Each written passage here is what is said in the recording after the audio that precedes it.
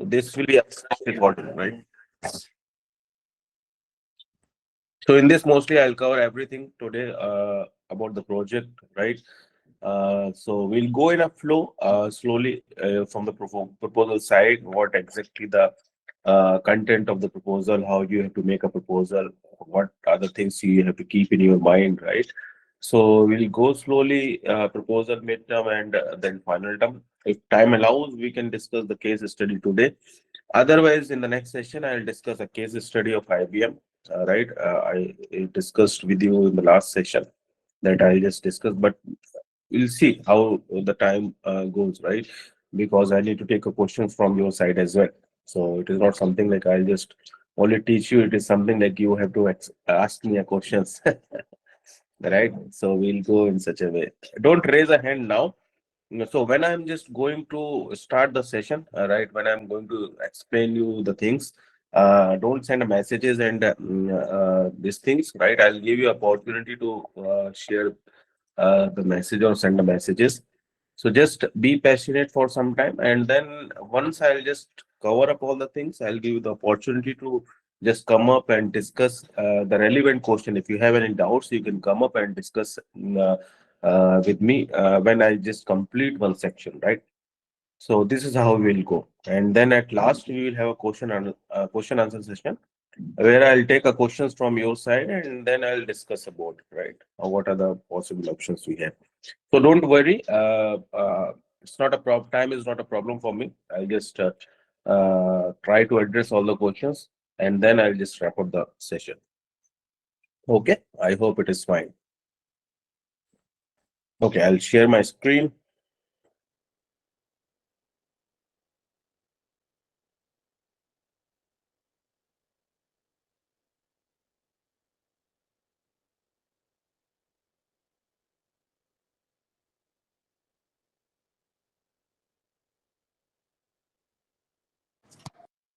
Yeah. I hope my screen is visible to you all.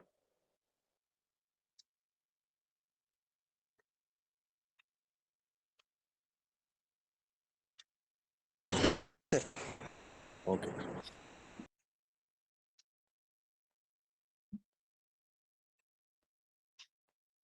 Fine. Okay. So I'll start it from the first stage of BDM project, right? So uh,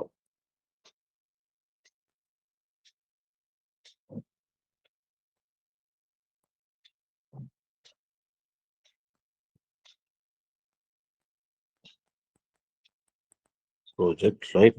So the first stage is basically your proposal, right? So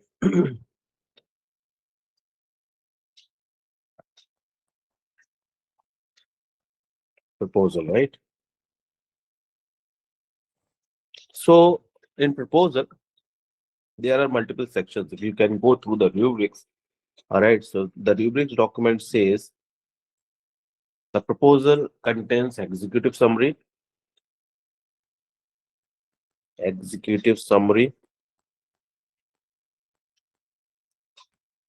all right. Then you have to define your basically organization background,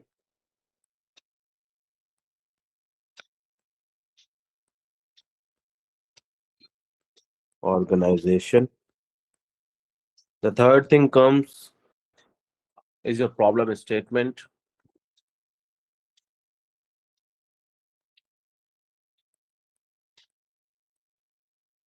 All right. Then you have to write a background of your problem. I'll explain everything in details, right? Just I'm writing so that you can have an idea what should be the content of your proposal and other reports, right? I'll explain. Don't worry. I'll explain in detail. So the next thing is problem solving approach.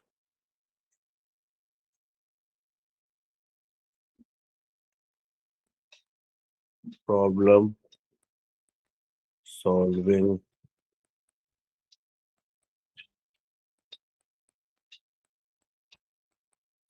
approach. Next thing will come is the timelines. Timelines are of two forms, right? One is WBS and other is your Gantt chart, right? And at last, you have to write your expected outcome. Expected outcome, right? So this is something like a format of your proposal. When you are just when you want to submit your proposal, this is what the format of proposal. Now I'm coming to the executive summary.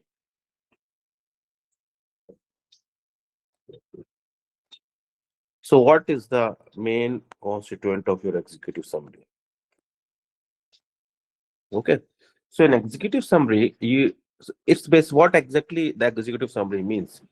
So executive summary means a short and crisp write-up of your whole project, right? So if I don't want to read your whole report, okay, I don't want to go through whole report and I want to understand what exactly your project is all about, then I'll just read only the executive summary. So when reading the executive summary, I'll get an idea, okay, this should be the content of your report, right? What should be the what you are covering in your report should be focused in your executive summary in a short and precise way, right? So it's not a whole. So here the confusion comes, right? So executive summary of a proposal, right? Executive summary of a proposal will discuss the details of your proposal report content only, right? Okay, hope it is clear.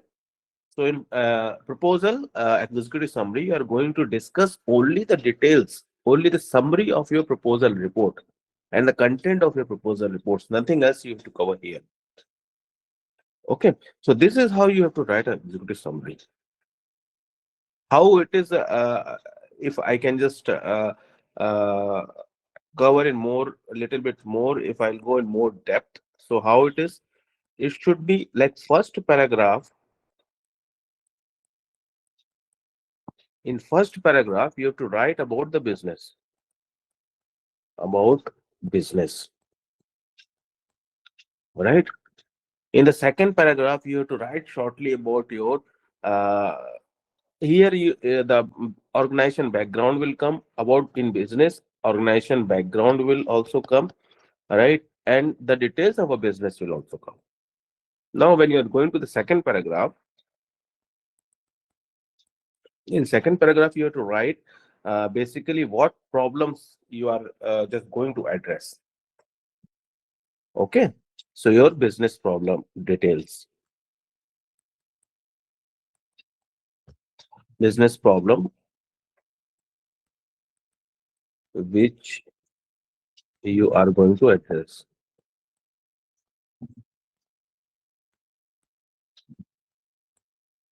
Okay, the third thing will come. The third, so it contains nearly a three paragraph or four paragraph. So in the last paragraph or third paragraph, you have to write basically what's your problem solving approach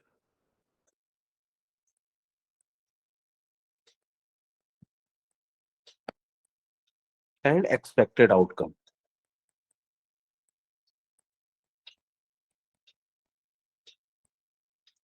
Okay, I hope this is clear.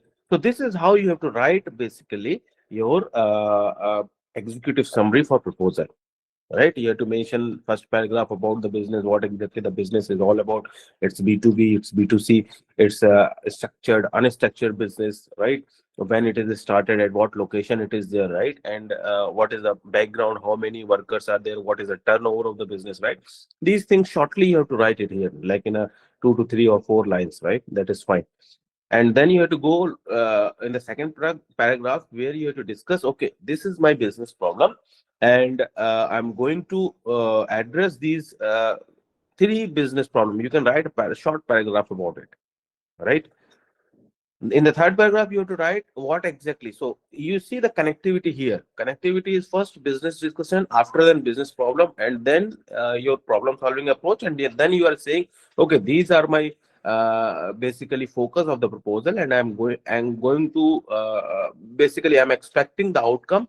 This my outcome was, right. Suppose you are taking an inventory problem, so then you can say like I'm going to optimize the inventory. That is your expected outcome, right, where you are just having a variables and a objective function. You are going to maximize or minimize the objective function. You have to write. So this is how you have to write your executive summary. Now coming to the second section is background of the organization. So in the background of the organization, what you have to do in the background of organization, you have to write what exactly when the business started.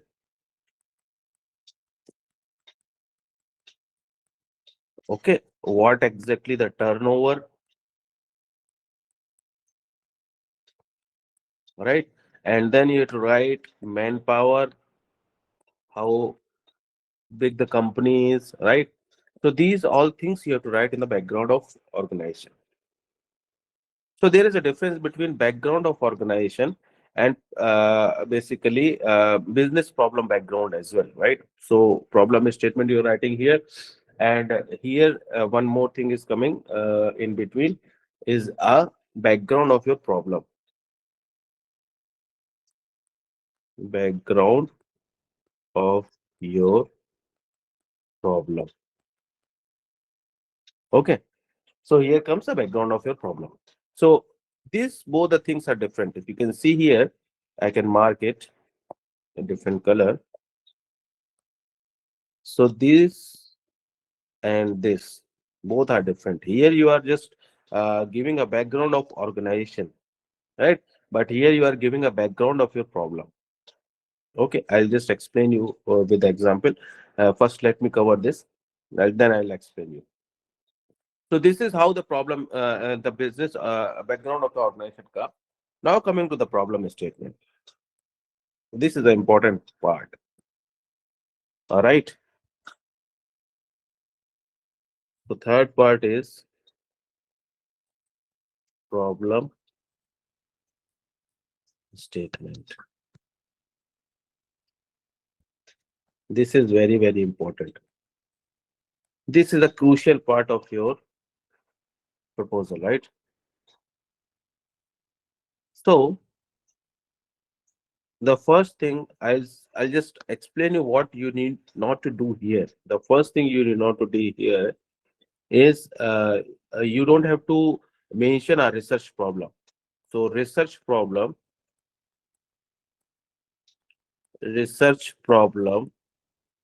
or technical problems. So these are not a business problem, right? But how to make this as a business problem? So you can say here, when you are, suppose you have a mobile, right? And you are going to upgrade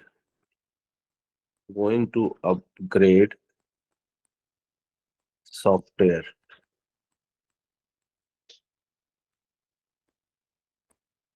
So suppose you received an update from the mobile and you are going to update the software, right? So what happened when you are upgrading a software? So after upgrade, what happens? Your mobile is not working.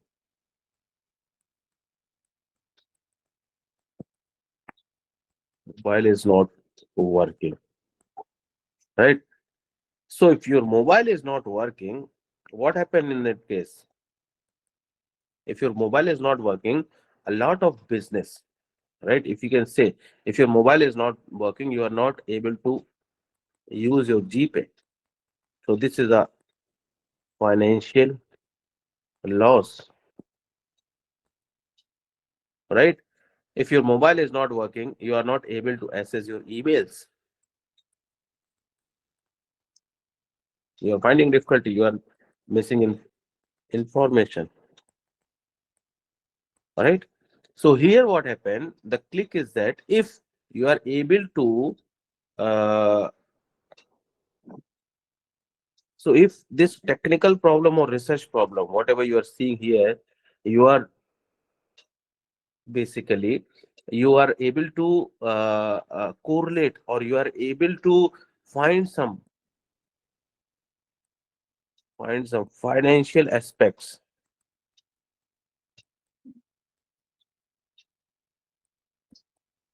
then you can say this is a business problem. Business problem. Okay. Then you can say like it is a business problem because it is directly affecting a business. So it's not affecting a future business. It should affect the current business. So here you have to say a current business problem. Okay. I'll go in more depth in this, right? Because this is very important point. So I'll go in more depth. I'll give you one example. Think this is a case study. So there was basically a owner of a bus, right? A bus owner was there. So this is something like it was a school bus, right? It is going to school on a daily basis. So this is school bus. Okay. So what happened here? This is going.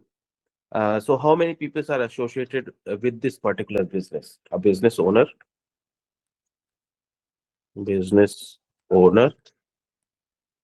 Second person is the school staff.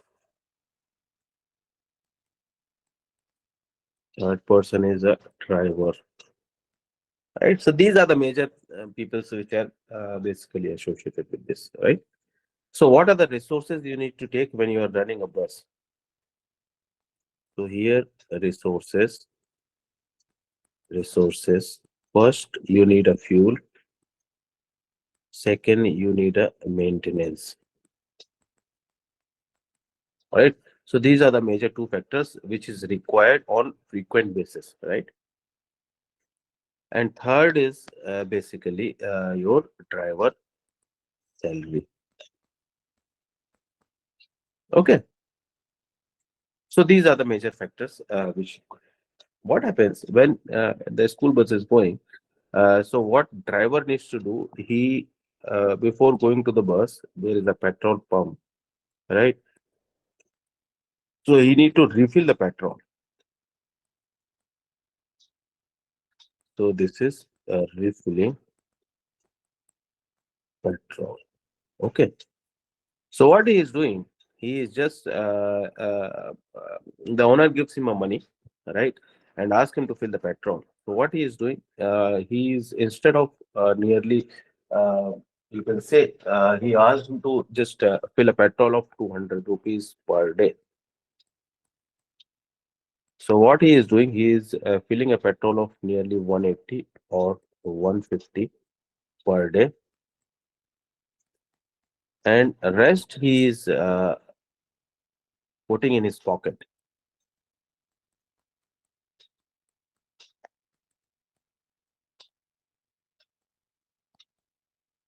All right. So sometime it happens. Usually, the petrol capacity will be the consumption of petrol will be lesser than 200 per day, right? But what happened? It is happening frequently, and someday the petrol is getting over, right? So when the petrol is getting over, then what happens? The bus is getting stopped in between. So the owner is saying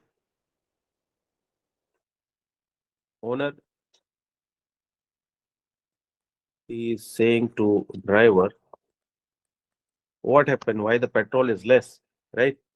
He told because of less maintenance, it is consuming more petrol. All right.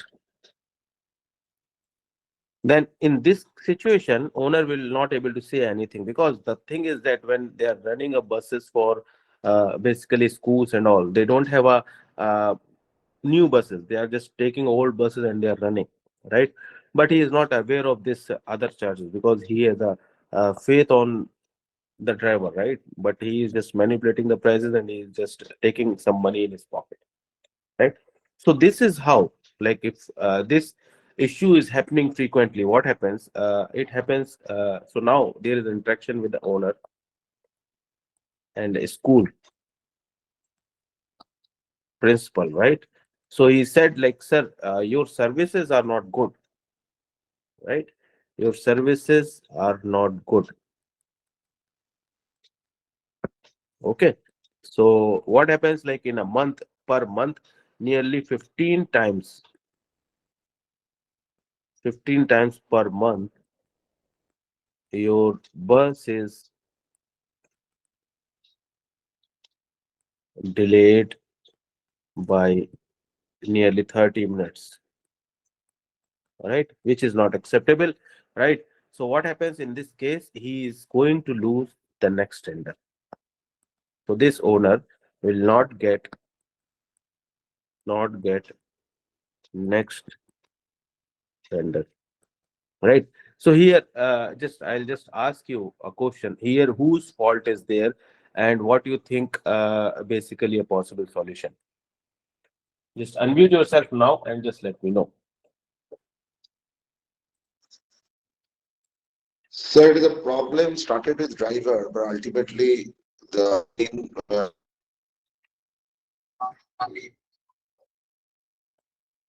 uh, responsibility lied with the owner because he is not taking care of the whole situation. Correct. Correct. Absolutely right. So here, what is happening? The driver is not getting affected, right? The owner business is getting affected, right? So what happens if these things are happening frequently? So after a certain period of time, he has to close a business, right? So this is basically the current problem which he is facing, and he is not aware of that. Okay. So he is not aware of the problem, what is exactly is happening. So similar way, you can mute your mic.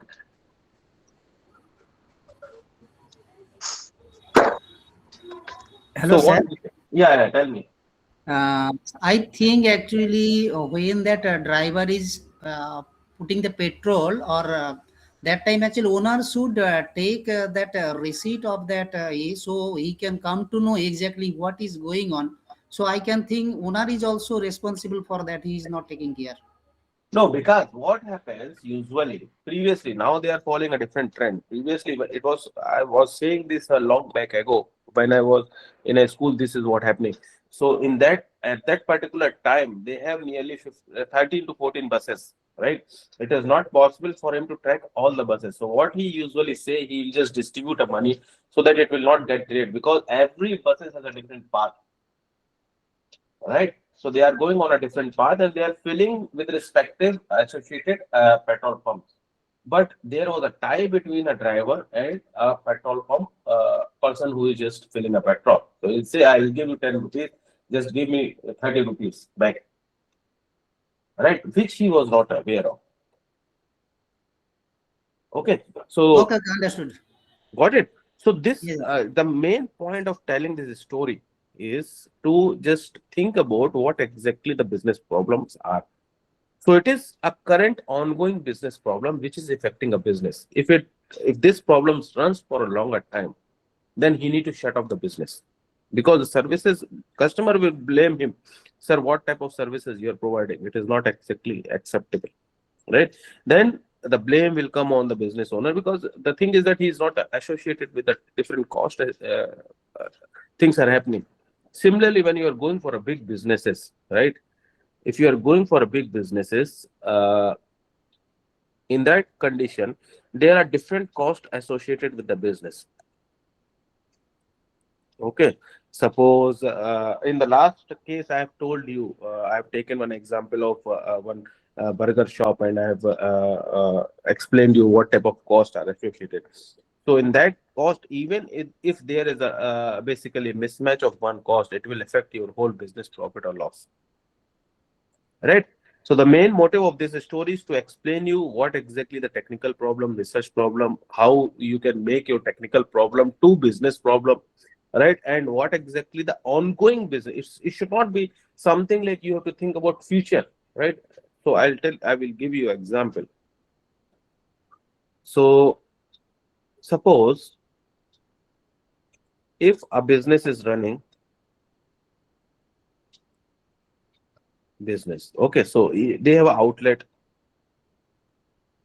This is very frequently students are asking, that's why I'm mentioning. So if a business has, suppose, one outlet in XYZ location, right? Now he wanted to open the next outlet in ABC location, right? So can we say it as a business problem?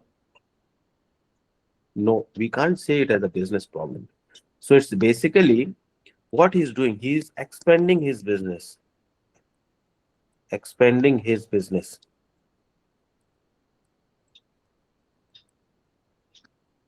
Okay, he's expanding his business. Okay, so he'll say like you can just do a project where you can just explain him which location is good for him. So when you are just exploring location,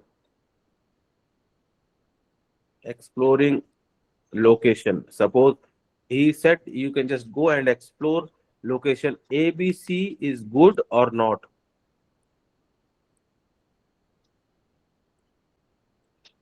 Then this is not a business problem. This is market research. This is not a business problem. Business problem. This is what? This is a market research. So, Professor, unless and until this is affecting your business transaction or business value, so we cannot call it a business problem, correct? Correct. Absolutely correct. Absolutely correct. So here it is not affecting directly to the business. It is showing you, okay, these are the possible options you can explore, right? So this is something like a potential, might be if he's opening to ABC location, then you can do the analysis of that ABC location, and you can say, hey, your XYZ location is giving more profit than ABC location, more profit. Then you can say this is a business problem because you're comparing to identity from where the business is shooting up, right? You are just connecting this with some financial aspect,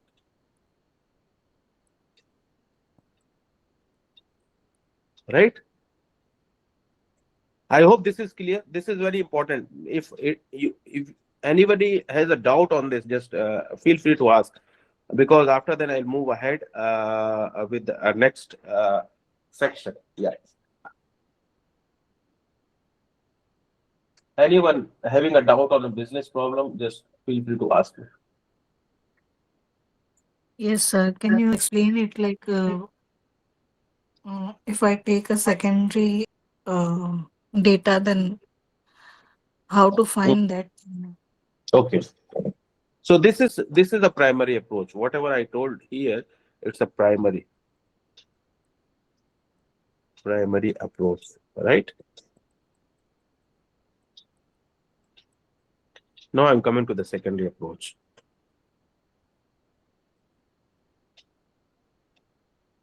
Okay. So in secondary approach, when you are taking a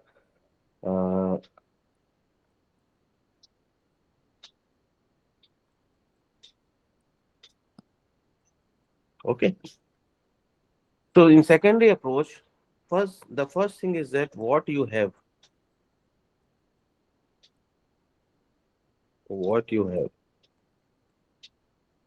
right? Or I can frame it, what you don't have. You don't have interaction opportunity with business owner. In that sense, what you can do, what in primary approach, uh, there is a business owner to whom you are going to communicate and you are going to find out the business problem. But here the business owner itself is not there. So what you need to do in that condition, right? If you don't have a business problem, what you have only data, only data to identify the business problem, right? So here what you have to do, what needs to be done, because only one option is there. You have to take a data. So this is the process for take data online source, right? You have to visualize data. Okay, so what you need to do here in visualization, you need to just plot your data. Suppose this is X and this is Y. You need to plot the data and find the trend, right? So from these trends, you need to find out. So these trends are for different SKUs, right?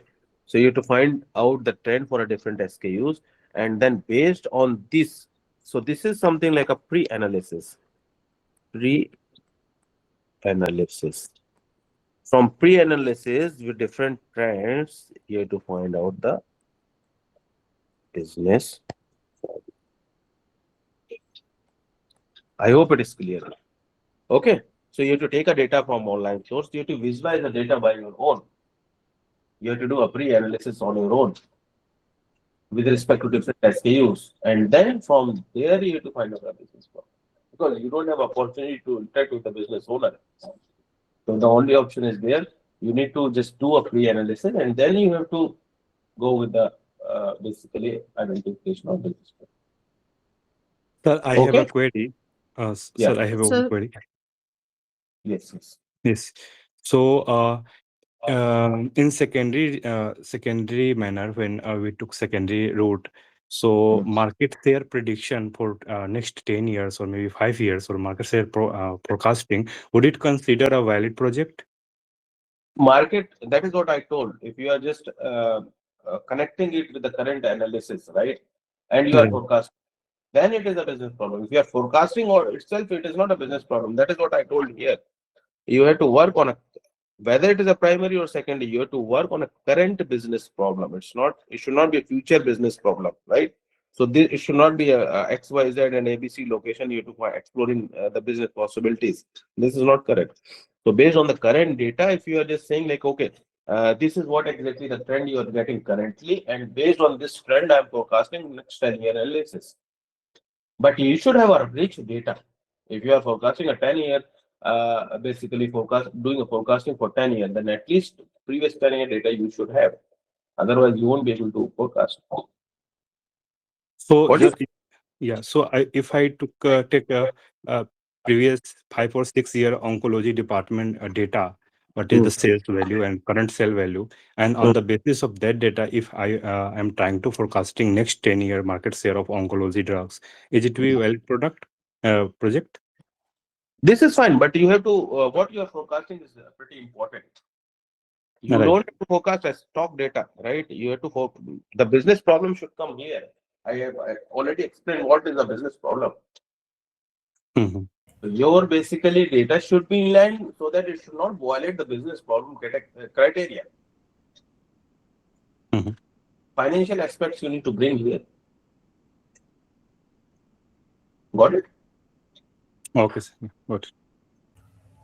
Sir, sir, I have Sir, a I doubt. have a question. If your questions are related to this, please feel free to ask. Yes. Otherwise, we can just take all the questions at the last. No, sir, this is related to this only. Great. Then you can go ahead. Sir, sometime I just saw this idea. Maybe some people offer geopolitical analysis, whether like where you should invest your money in certain countries. Will this be considered a valid problem? No, no, it is not a valid problem. Where, so it is, uh, I'll say you, where here the Like in certain countries, maybe how the political situation is. So maybe certain things are profitable, not so profitable. certain things are profitable, might be. It Okay. is not certain, right? So you are understanding the words. Where Okay. might be. It is not exactly a business problem. It should be like this is what exactly happening, and it might be. So you are. So what happens? So you have one strong statement.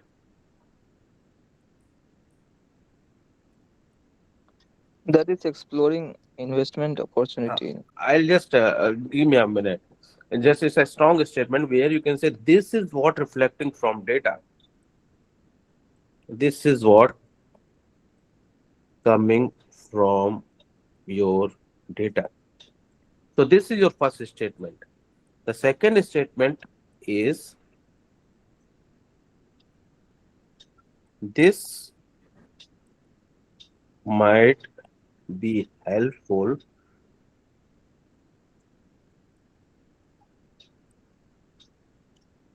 based on my outcome. Now you are finding a difference. So this is Yes. basically a strong statement. You can use a supporting statement with this. That is your basically. So this is your findings, and this is your interpretation. Right? So these are Yes. your findings. So you can basically club your finding with your interpretation. That is fine. But you can't basically do project only on interpretations. I hope it is Okay. clear. Yes. Good. Sir, I have a doubt regarding this business expansion problem. Okay, go ahead.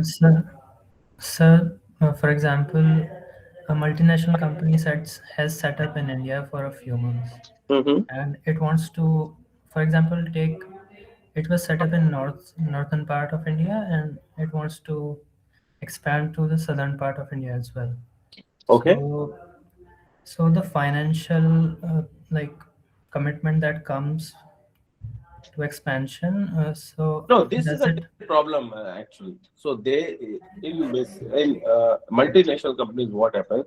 They are already having established business, but they want some resources to just sit and do work, Yes, sir. right? So they already have a projects. So they want a location to basically give up resources to their employee. That is what exactly they are doing.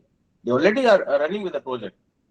They are Yes, sir. running remotely also. They work from home also. It doesn't mean they don't have a project. They don't have a business problem. They already have a business problem, but Yeah. they are just creating opportunity for expansion of their resources so that they are able to accommodate their employee.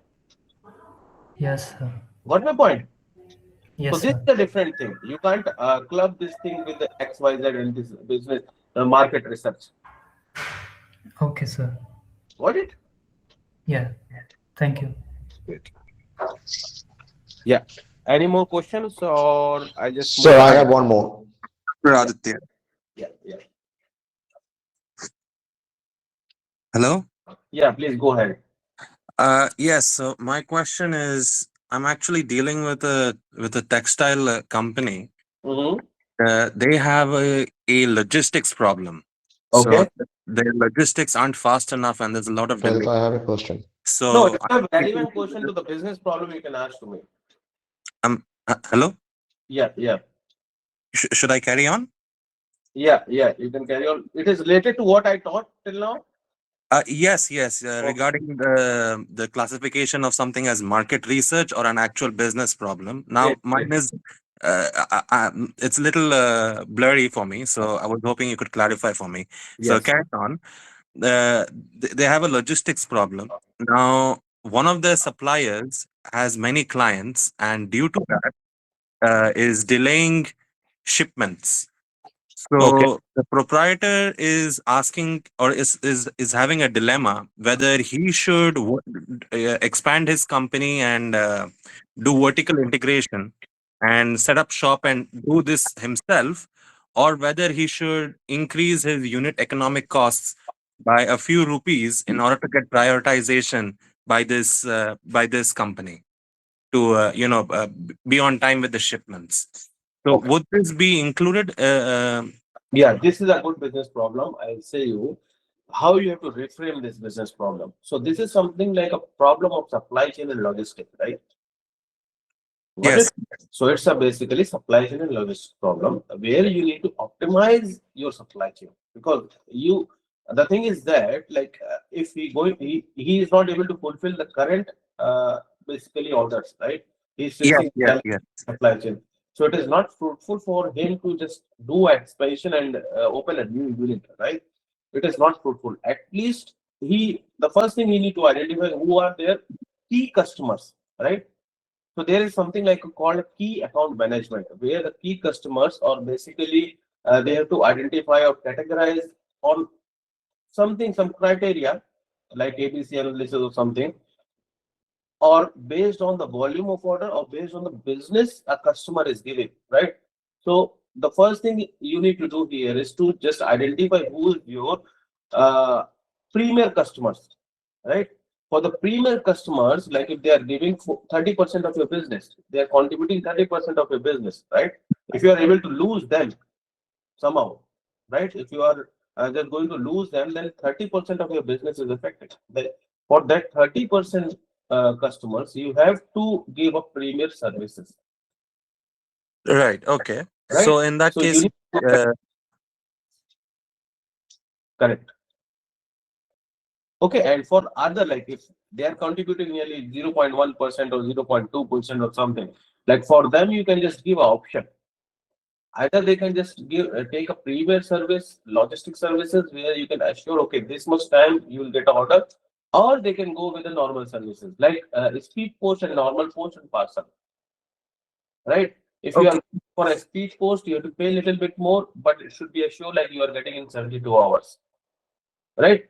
This is only for your general customers, not for premier customers. Premier customers, if you are going to spend a little bit more money from your pocket, if you are reducing a profit range, then it is fine because they are associated with your 30% business. I see. But Sir, I just wanted to say that the considering what you said, you mentioned that it's 3 days or 5 days, but in reality, for him, it's actually a lot worse. The shipments are coming in at around 30 days, 40 days, 45 days, okay, something like that. Now, the clients that call him up and want to take up no, his. what I will do, I'll take your question at the last because I need to cover a lot of things. All right. Okay. I'm sorry, sir. So I'll discuss in at last. Absolutely. Yeah. Sure. Okay, so now the question comes, how to write a business problem, right? So you have already known like what exactly the business problems are, technical problems are, research problems are, right? Now the question comes how to write a business problem. So I've seen some report where a student has written a 3 paragraph, right? So this is a correct way of writing a business problem. No. No. Oh, sorry, correct way. It is not a correct way. Not a correct, sorry, correct way. So then how you need to write a business problem? So your business problem will be short and crisp. It's only one liner problem. Okay. So if you are working on something like as Rowan was mentioning, right? So for him, I understand what exactly the problem is that, right? So he can simply write a business problem, optimization of supply chain resources.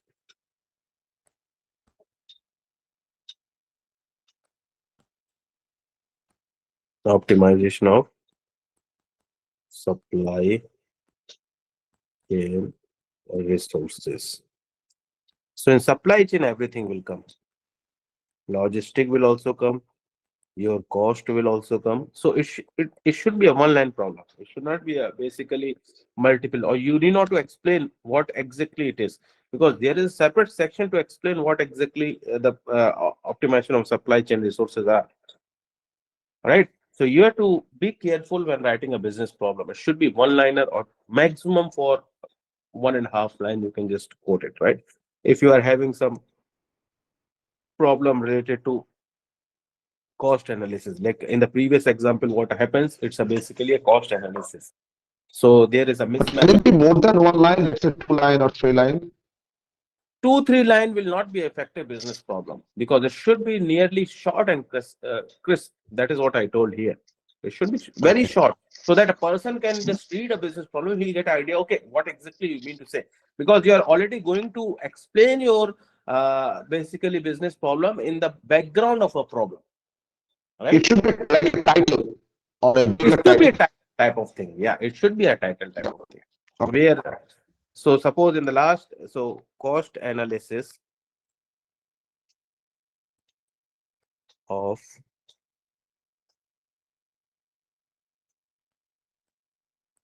business. In cost analysis, everything will come. Incoming cost, outgoing cost, right? Or different cost associated with that.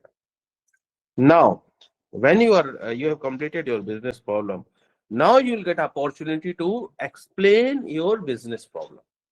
Right? So you see the connection.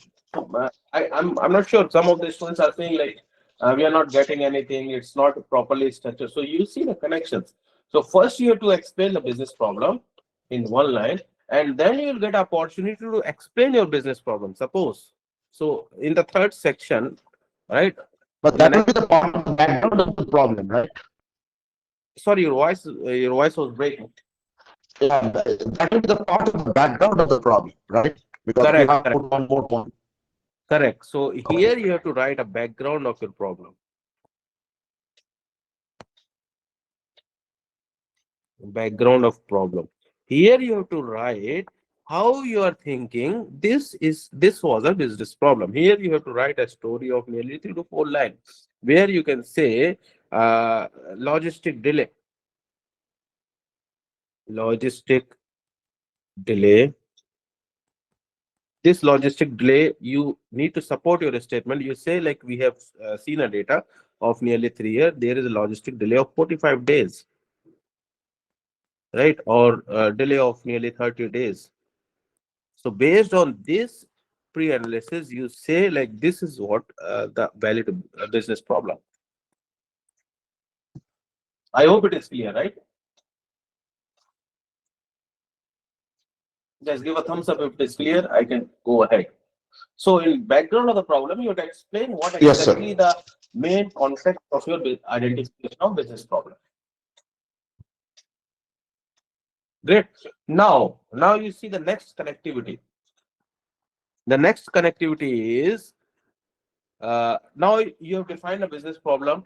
You have explained the background of your business problem. Now the things comes where you just say like, okay, this is my business problem, and I'm going to. So this is not concrete thing you are saying here in proposal. In proposal, what you are saying. So this is my business problem. So this is your business problem, right? This is your business problem. Now you are going to apply different analysis approach. Okay, so you can say different analysis approach. Suppose here you are saying you are using machine learning approach. You are saying you are using forecasting. You are saying you are doing a sub inventory analysis. analysis. You are saying you are using time series analysis,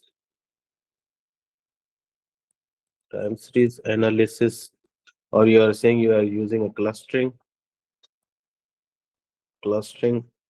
right? So anything like based on your business problem, now you have to select approach, right? So if your suppose your business problem is something related to inventory, so then you have to go with the inventory business problem with inventory. If your business problem is related to something like a forecasting, then you have to go with the forecasting thing, business problem with forecasting. If your business problem is something like you are just seeing that trend with respect to different months and have to identify what exactly your potential products or what's your key products in selling, then you have to go with the time series analysis, right? So this is how you need to map your business problem with the different analysis. You have to give a in a problem solving approach, right? And then you have to go at last.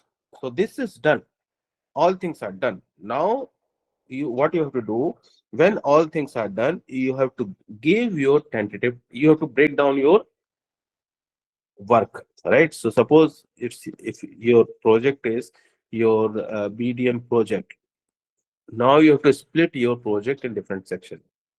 Suppose you can say here, this is basic, the first step is to interact with the business owner,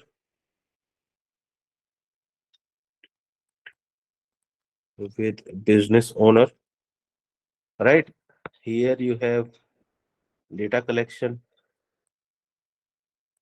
data collection right? Now you have to say, when after interacting, so how many meetings you need to do, what is your next step, is something you have collected the data, what you can do from here.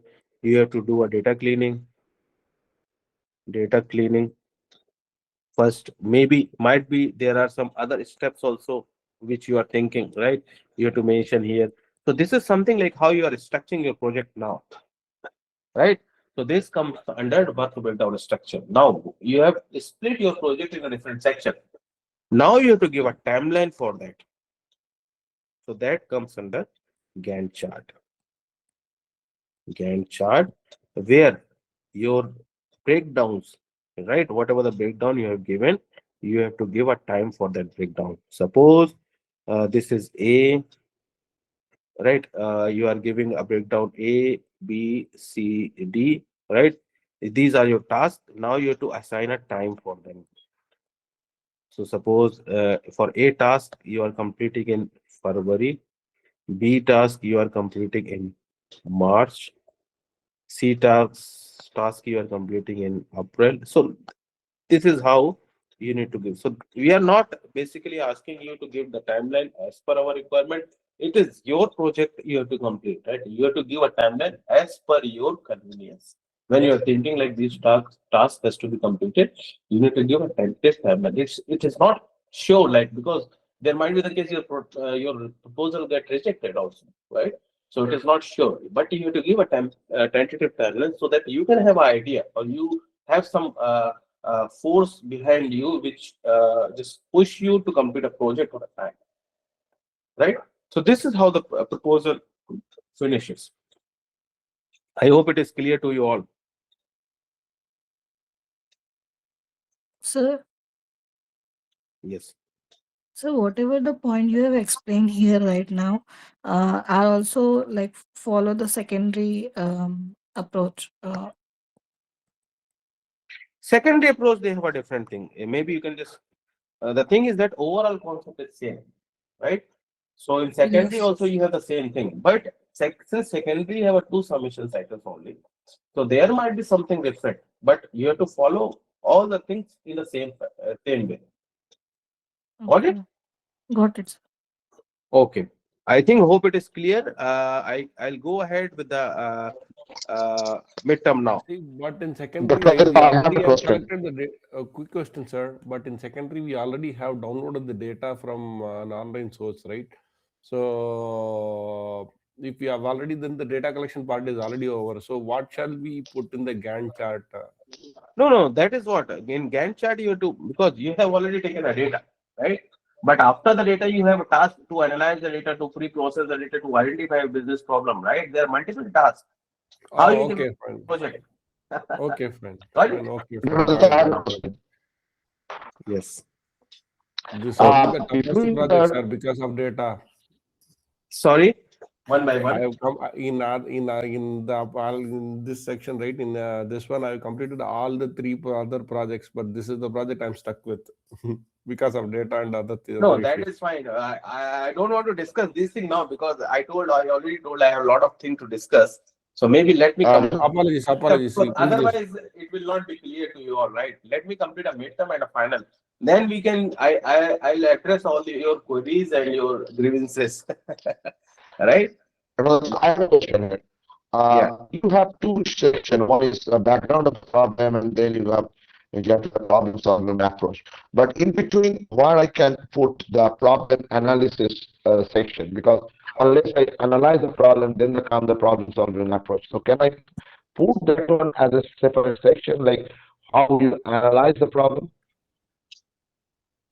You can put you don't have to put a different section, right?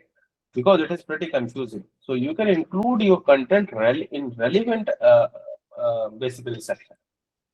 Otherwise, it violates the rubrics part because if what exactly I want to mention here, one thing. So regarding the rubrics, right? So why we have a rubrics? Some of you are thinking we have to follow the rubrics and all, right?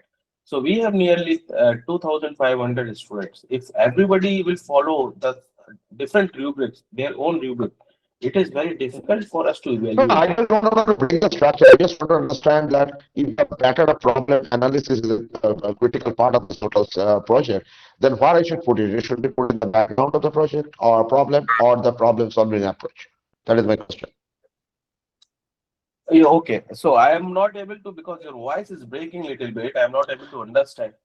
Oh, my question is suppose if there is a stage called problem solving, what Okay. part it should be? It should be part of the problem solving approach or it should be the part of the background of the problem? No, then you are giving a new approach, right? So you can give it in problem solving approach. Okay. What is, Thank you. so whatever is you are thinking is able to solve your business problem, that will come in problem solving approach. No, I'm Whatever talking about the the problem tools analysis. I'm talking about the problem analysis. Unless I do the proper analysis, the analysis part should be a part of the problem solving approach. Am I correct? no, that will come directly in a problem solving approach. You don't have to worry about it. Okay. Sure. Thank you. Okay. Okay. Then I will move ahead with the next section. So now coming to the midterm phase, what exactly is happening in a midterm? So midterm. For those who are doing a primary, this is very, very important part. So most of the rejections and plagiarized reports are identified in this particular stage, right? So what happens when you are going with the midterm? Again, the section comes executive summary.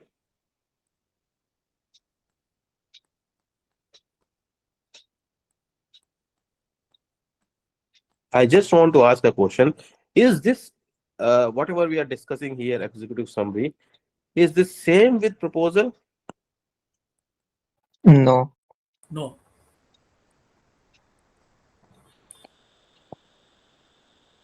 Why?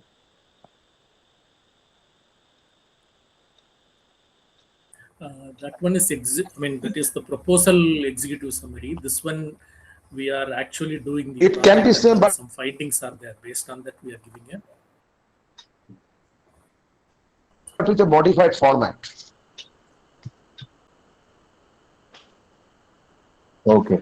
Yes, yes, absolutely correct. So your No, voice because is breaking. we I'm have not sure. started from a particular station and then it was expanded. Correct, correct. So there is a difference in the executive summary. You can't copy. I'll write in red colors. Can't copy your proposal executive I have summary a remote question. I'll carry on. I'll answer it later.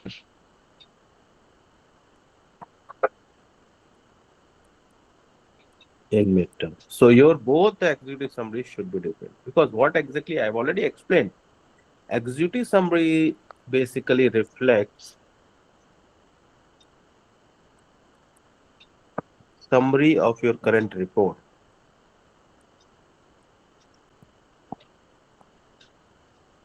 Of your current report, not a previous report, right? You can take something from there, like a business thing you can take, but other things like what exactly the content of your midterm, right? That content should reflect in your executive summary when you are writing your midterm report. Okay. So now the important points. So this is the first point for midterm. Second point we are coming is, this is very important. Just be careful with this. This is proof of originality.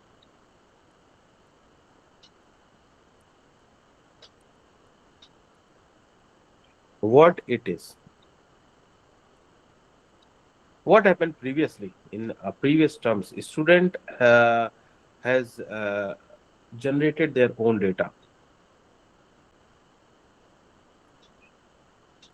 Their own data.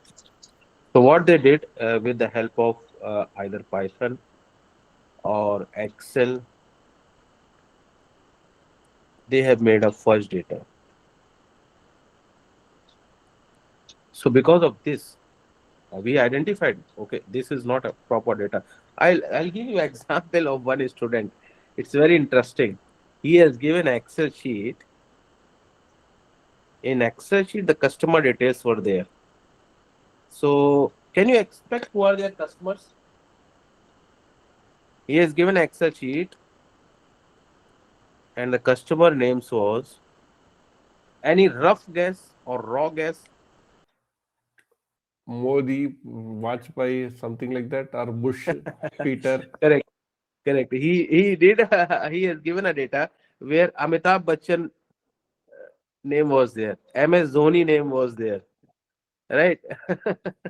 uh, Narendra Modi name was there, Rahul Gandhi name was there. So he has given a data including all the famous names. So just But seeing, after seeing can these this proof of originality be part of your initial proposal? Because if that is not there, then the proposal will not be accepted. That can be done. No?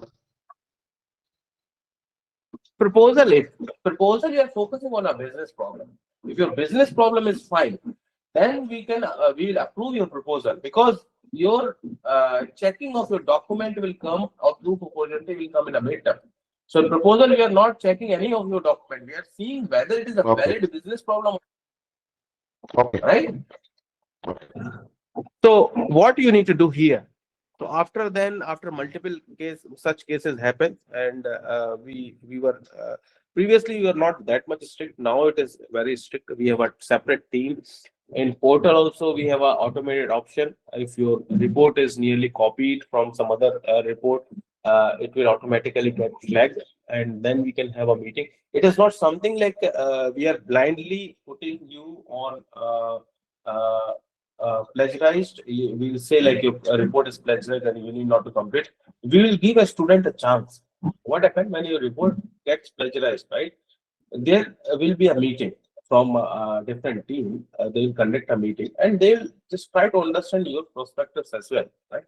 During the meeting, if they find you are not able to provide anything, and they also find like, okay, it is not a genuine project, right? You don't have any evidence, nothing else, or a fake document, then it get plagiarized. Many of the cases happen when the students defend their cases and they come up with a plagiarized thing, right? So it totally depending upon you. We are giving you opportunity, not even a single. We can have a provision of 2 meetings where a committee will sit. They will explain your, they will understand your perspectives as well. We will tell you these are the things which we are finding out it out in your report, which is copied or something manipulated. They will just clearly explain you, and then you have to justify why this is happened. Right? So this is one of the case. So in proof of originality, what you have to do, you have to provide a certain document. So first thing is that students, most of the students are asking, so what are the documents you need to provide? So I always say, whatever document docs you think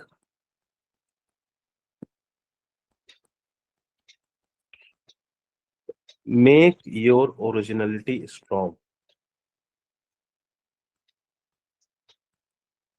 Originality strong. That documents you can provide. So it is not restricted from our end. So whatever you think, like if you think document A, B, C are very strong to prove my data is genuine, then you can provide A, B, C document, right? We don't have any issues. So if you have multiple documents also, we don't have any issues. It will make your case more strong.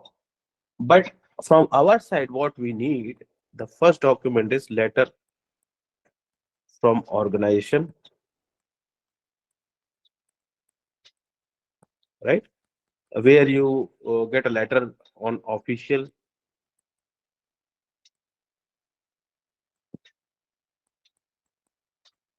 stamp pad of company. If it is not there, if you are remotely working, you can take via email also. Email confirmation is also fine. But this email should be only from official email ID,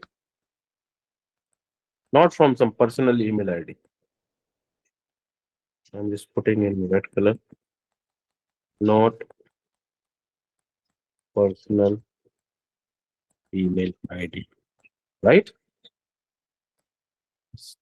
Okay, so this is one thing. Now we need, so if it is a small business, if you don't have official stamp or email or something, right? If it is a small We can business, get it physically also, no? no, just let me explain first. So if it is a small business, right? If it is a small business, in case they don't have Yeah. official pamphlets and all, then you will make a letter.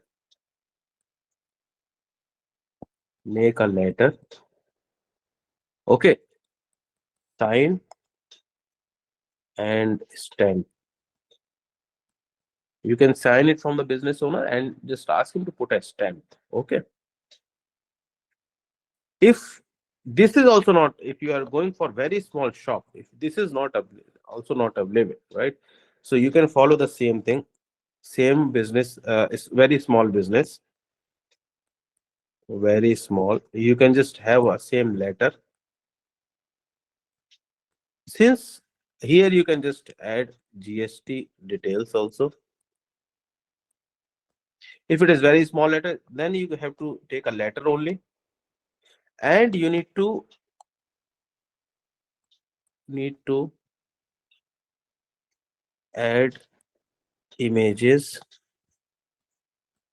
of shop and shop owner, right? It should not be photo basically. You can't do a Photoshop to edit the image, right? Because we are easily able to find it out if you are able to Photoshop your image, right? So then you need to take this thing, So and in for all the cases, you need to provide a video. so A in video. later only we have to add photo. No. I'll just give me a time. I'll explain you. Let me finish this. A video interaction. Video interaction is required for all cases. Required for all cases, right? So somebody will ask now, sir, the video should be of how much long the video should be there. So we asked 5-minute video, but you can take 1 hour video also. We don't have any problem. But minimum you have to shoot a video for 1 hour. Now there is a criteria for this also. When you are just having if the business is remotely located, right? If you can go in person, If a business is remote, then you can just, if you are able to go in a person, you can have multiple videos where you can showcase the business, you can showcase, you interact with the business owner and all. And the local language is also fine. We are not focusing on basically language here. So local language is also fine. Now, the things comes when you are remotely located, our business is remotely located. Then you have to record video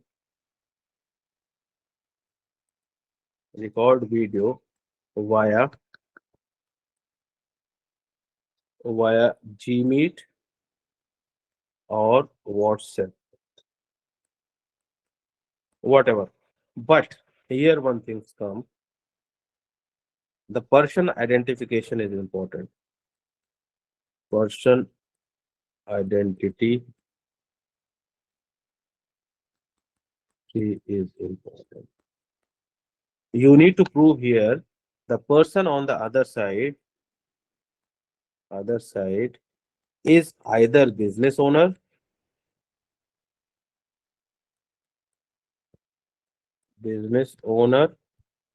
or the person who is providing you data. You need to authenticate that person. It should not be your friend on the other side, right? You can ask your friend and you can record a video. It should not be like that. And this video will be recorded only on official place. We have seen one video previously. A student shared a video during an event where he is cutting a cake and he's just pointing the person there and showing this is a business owner. So that type of videos are not required. Videos should be on a professional mode, right? If the person who is there on the other side, you have to say like he is the basically concerned person from where you are taking the data. You need to prove that person. Okay, this is his iCard or something. You have to show, right? And then it should be on some professional site. It should not be basically on your drawing room, or it should not be on some park or something, right? It should be something on a professional mode, right? So this is very important part of the project, right? Proof of originality. So you should be very careful with all the proof of originality things, right? Now, coming to the next very important. Interject for a moment. Yeah. Could you please scroll back up for a moment? Yeah. So I have everything. I can get the letterhead. I can get images of the workplace. Uh, I can even prove the identity of the person. Also have the documents, which are like government official documents showing that he is the proprietor. But my only issue is that I'm not able to get a video because his office is too far, and Mhm. on top of that, he is traveling around because like he needs to attend trade shows, this that, and I'm not able to get him in an official place. That is fine. In that case, if you are providing a proper identity and you are just recording a video somewhere else, like in a room or somewhere, right? That is also fine.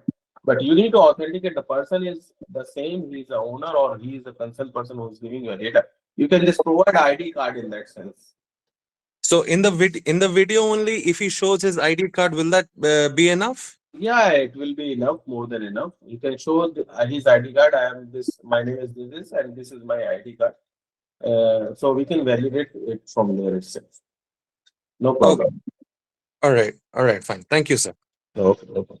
So what Okay, kind of so I letter should we take from a small generalist store? Should I just put a sign on that? no, you need to take a letter that my name is this, and I'm providing a data for you for basically a project, and these are the data I'm just sharing with him this month and this year. That you need to sign. You need to sign But and you need to protect them, right? but they don't have a stamp or something like that. That is fine. Then they can use the GST details or something, because you need to prove that the person who is there is authenticated. He is not something like Yeah, some I other. will make a video and picture, but they don't have GST number, or it is a very small shop. Then it is fine. Maybe you can go ahead with whatever you have. That is what I told you. Can, in that sense, you have multiple videos where you can just have a multiple interaction with that guy in a store, right? Not basically he will explain you inside the store what exactly he's having, what type of inventory he's having. He can explain everything in the video. So that make your case strong. Okay, sir. Thank you. Okay, great. So I'll go to the next question, which is very important. So can I ask you something? Yeah, yeah.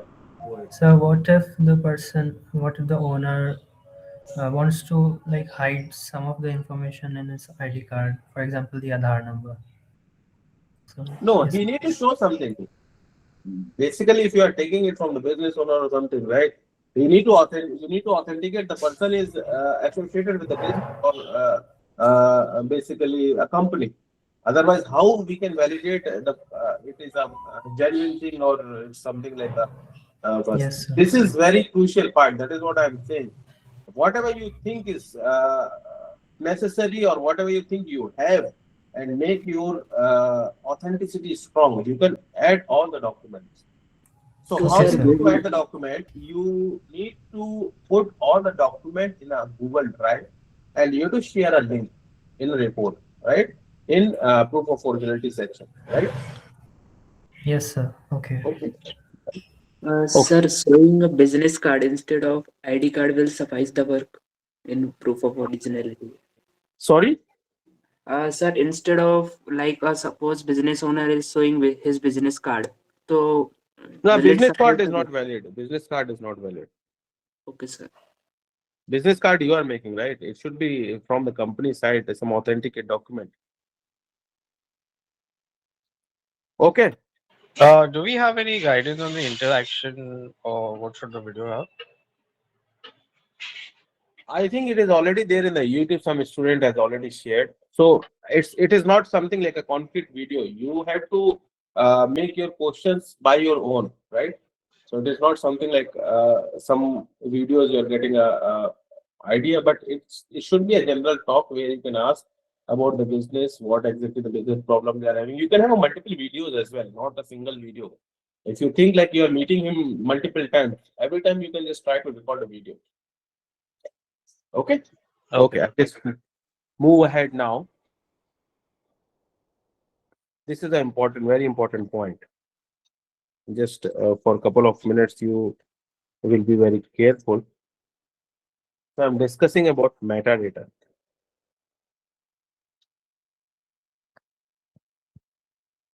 Metadata. So here you are sharing your data.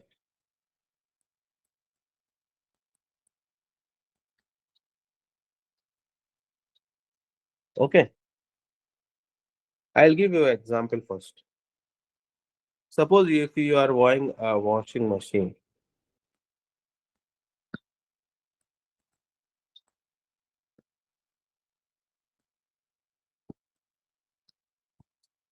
Okay. So when you are buying a washing machine or when you are buying a fridge, right? So what happened in that sense? You have bought a machine, but what these knobs representing? So this is the first time I'm telling, right? New machine. When you bought a new machine,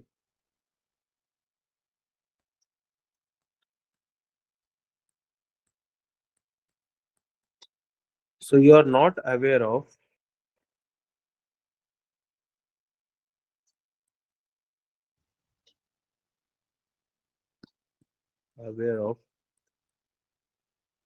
technical details, right? Everybody is agree on this. If you're buying a new machine, you don't have any idea. Suppose there are multiple knobs. So how you need to set a timer, how you need to just go for a spin, how you need to go for a wash, right? How you need to operate basically a dryer, what time you need to put it there. You are not aware of that. because it's a very new machine and you have recently opened.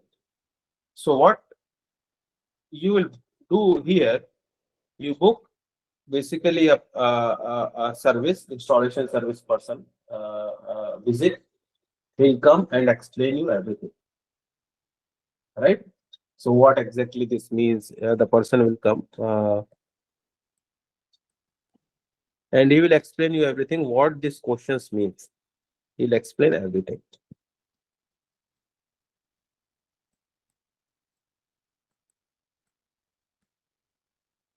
Okay.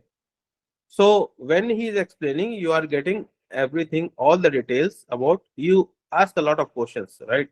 You ask the questions and then you clear your all clear doubts, right? And you know all the technical details.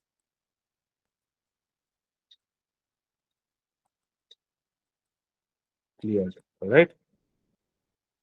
So here you have the opportunity to book a slot and ask the person to visit and explain you everything, right? Similar thing happen in when you are submitting your data, right? We don't have opportunity to just discuss with all the students what your data is, what exactly. If you are having an Excel sheet, right? If you are having an Excel sheet, there are suppose 100 columns,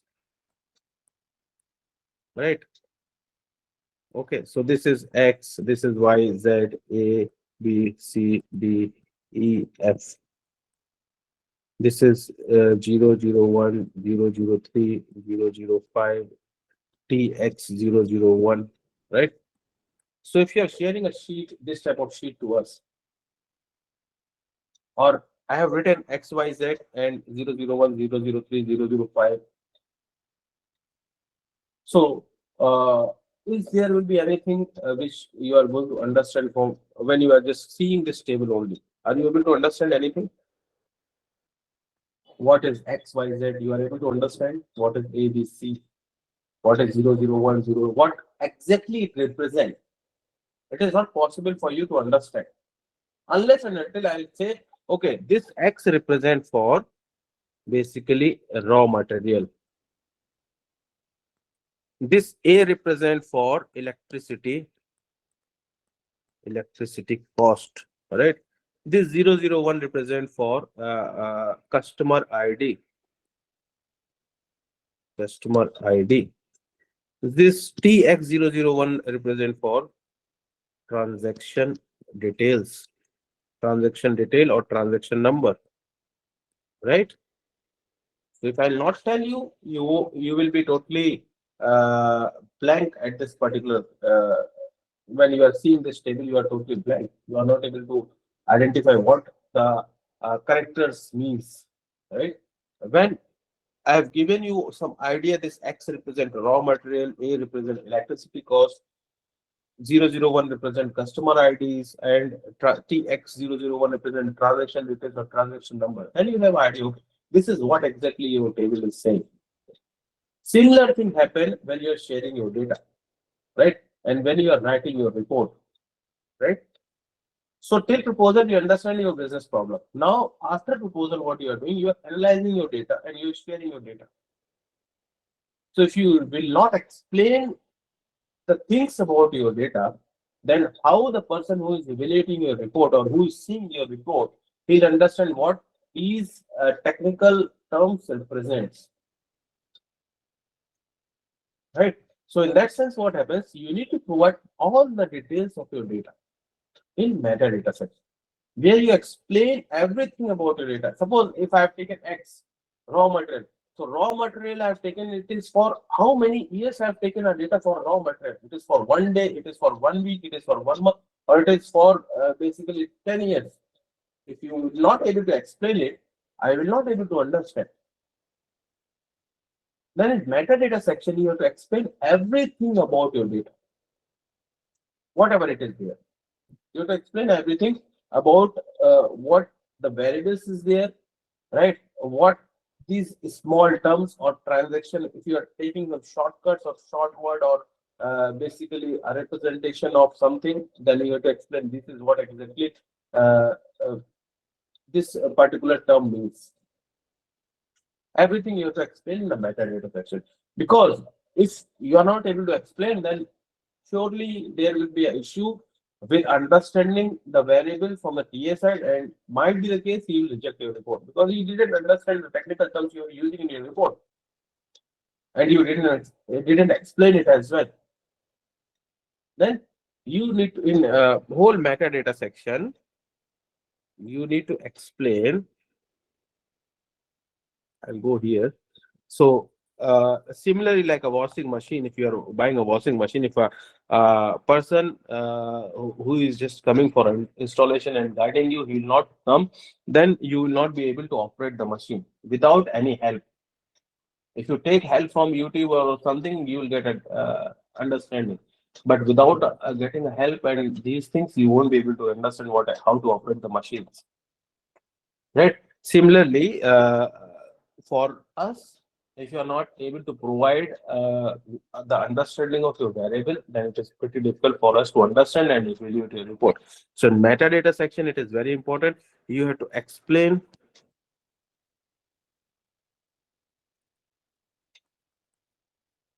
everything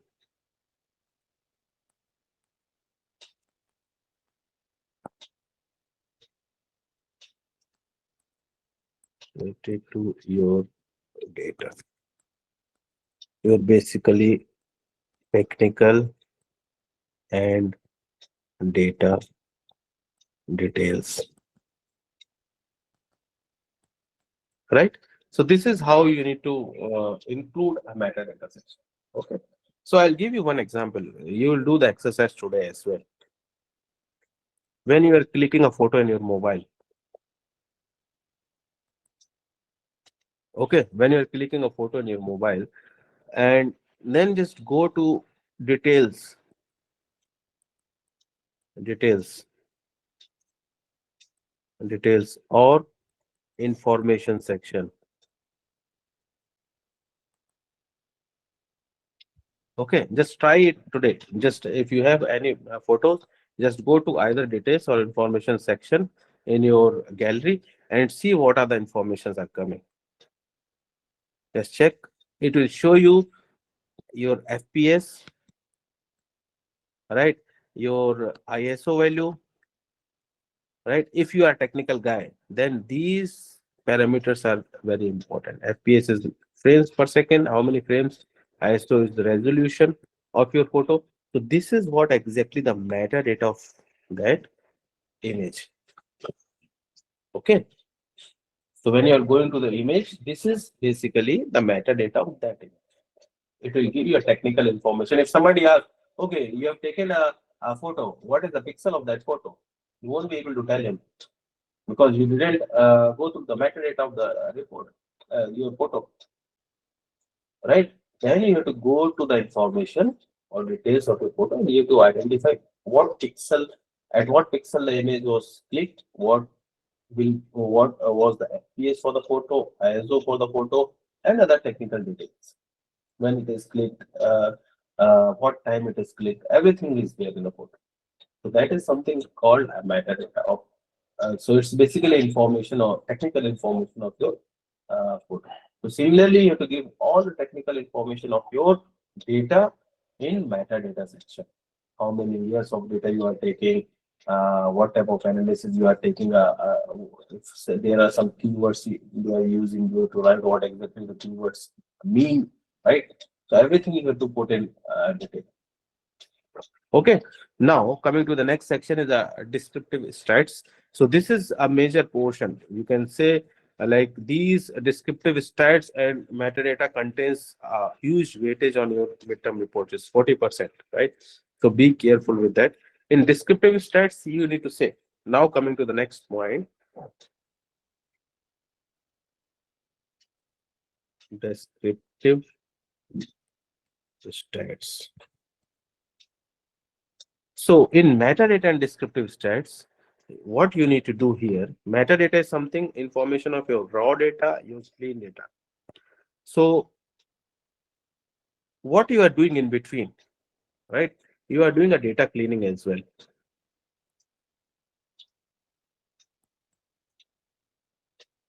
Okay.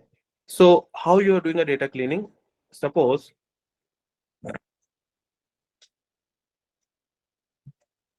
they are a commodity. So this is basically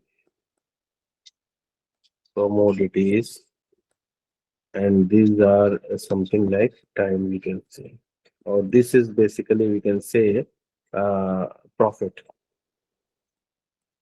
Okay. So we are seeing with this commodities with profit. Okay.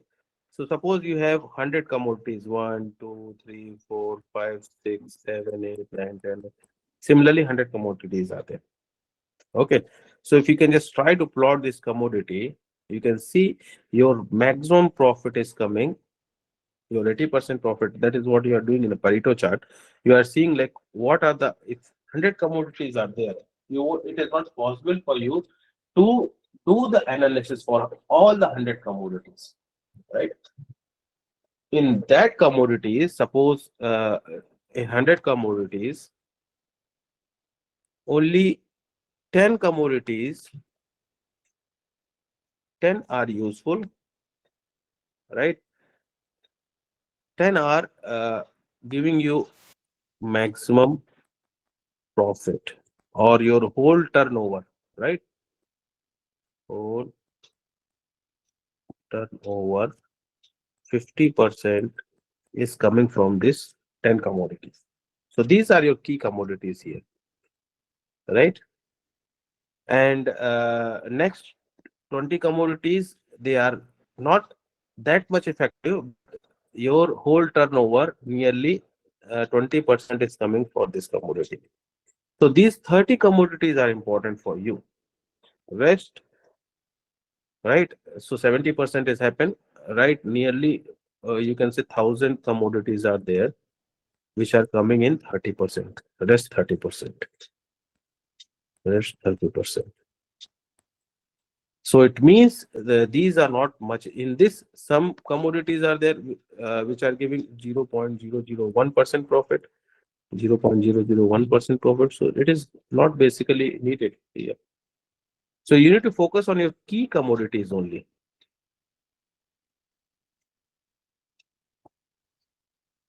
Key commodities only. You don't have to take all the commodities or all the variables to be included. So this is what you are doing in your data cleaning process. All right. In data cleaning process, you are removing the non-effective or non-profitable commodities or variables from your data. So suppose if your table was there, if your raw data,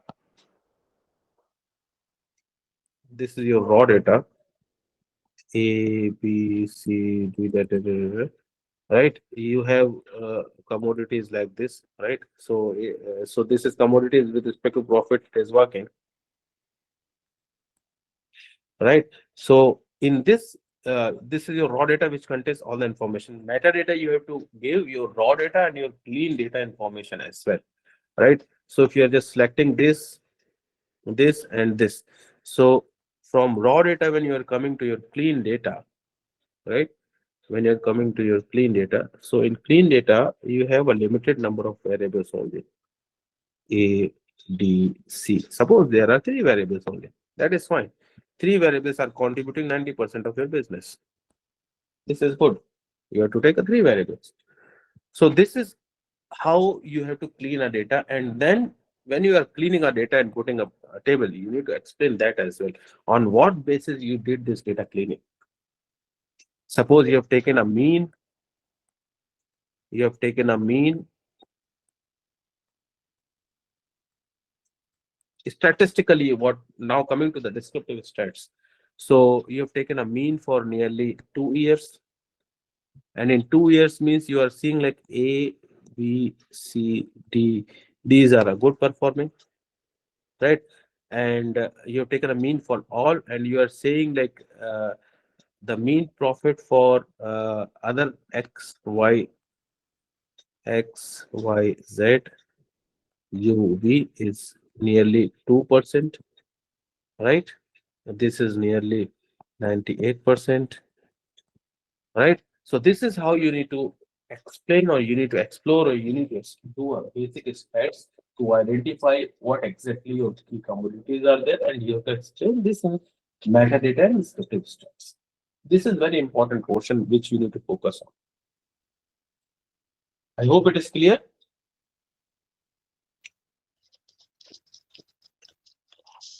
So Aditya, I had a question. Yeah. Go ahead. This particular example, what you just cite here, that it is the different, suppose it is a consumer type of business, which there are many sales of all this thing.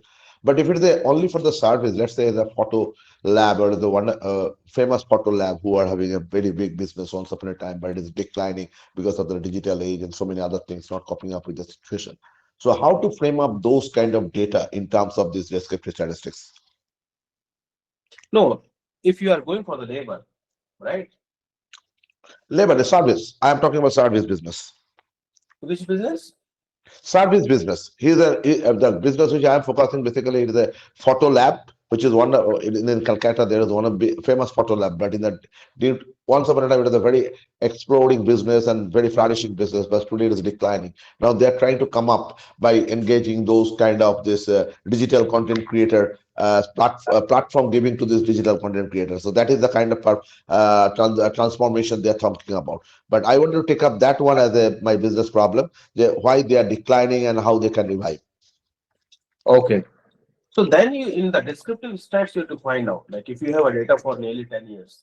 So what are the major factors which are affecting for a declining of a sales? Okay. Right? Because you don't have to go in a detail. That is what I exactly come in the next section, which I'm going to explain. So here you have to, suppose you have a data for 10 years, right? In 10 years, Okay. you think that COVID data is not useful. Then you can say this data is not useful because these situations are critical situations which happen mostly in 10 years or 5 years. So Understood. Understood. then you have to say, like, I'm removing a data of COVID situation so that it will not affect your whole. Got it. Correct. Okay. Got it. What? Thank you. Great. So now I'm coming to the next point. Is basically again. So previously, what you have seen, problem solving approach. Problem solving approach, right? In your proposal. Now, what you need to do, you need to expand this problem solving approach now, because previously you don't have much idea, right? You don't have much idea on basically what you are going to do. You have framed the business problem, but that is something like a tentative things. But now, since you receive a data and you identify a business problem perfectly, now you have to say in this particular section, this comes under detailed explanation. Detailed explanation of analysis process. Analysis process. Now you have to expand this portion. Now you have to say what exactly the analysis approach you are using with respect to your business problem. Suppose you have a business problem number 1. So what exactly the approach you are using? Approach using to solve business problem. Business problem number 1, right? Similarly, suppose there is a business problem number 2. Then you have to write what you are using for solving a business problem number 2. And you need to add here why you are using this approach. All right. There are, suppose if you want to solve inventory problem, I'll take example of inventory. Suppose if you want to solve inventory problem, so there are multiple ways to solve an inventory problem. In multiple ways, suppose there are A, B, C, different type of ways to solve an inventory problem. So if you're opting A, so why you are opting A? Why can't it be a B or it be a C? That you need to explain, not in a very lengthy way, just in a shorter way, like why you are going to use this particular approach or technique to solve business problem number one, right? This is you are going to include uh, basically in a next section of your midterm report, right? And then at last you are going for results and findings.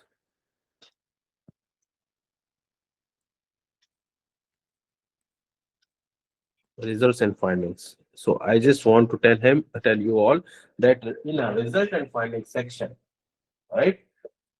You need not to in midterm. You need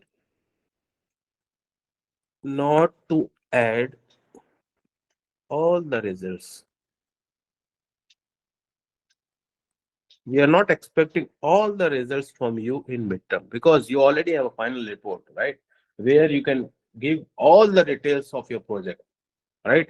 So in midterm only you can just share a few results. Suppose you have Sir, sir, just I let have me a complete. question. Let me complete. Okay. Suppose you have three business problem. Three business problems. I'm not sure why my pencil is lagging. It didn't happen previously. Suppose there are three business problems. So in your midterm, what you can do in three business problem, you can just take one business problem and just showcase some of the results. Yes, 1 to 2 results. That's all. So the main focus of midterm is not to see your full analysis or results. It's to focus and is to understand what your data is, how you have cleaned the data, and your proof of originality. These are the major point we are going to see, and how you are going to solve your business problem.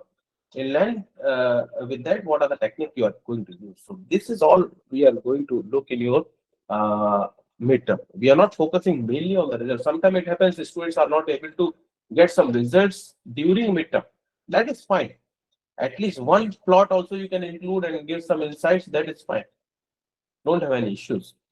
It is not needed to include nearly all the plots as per your analysis, because what happens when you include all the plots, maximum number of plots, and when you are including the same plots in your final report, then it might be a conflict because you are using the same content of your midterm report in the final.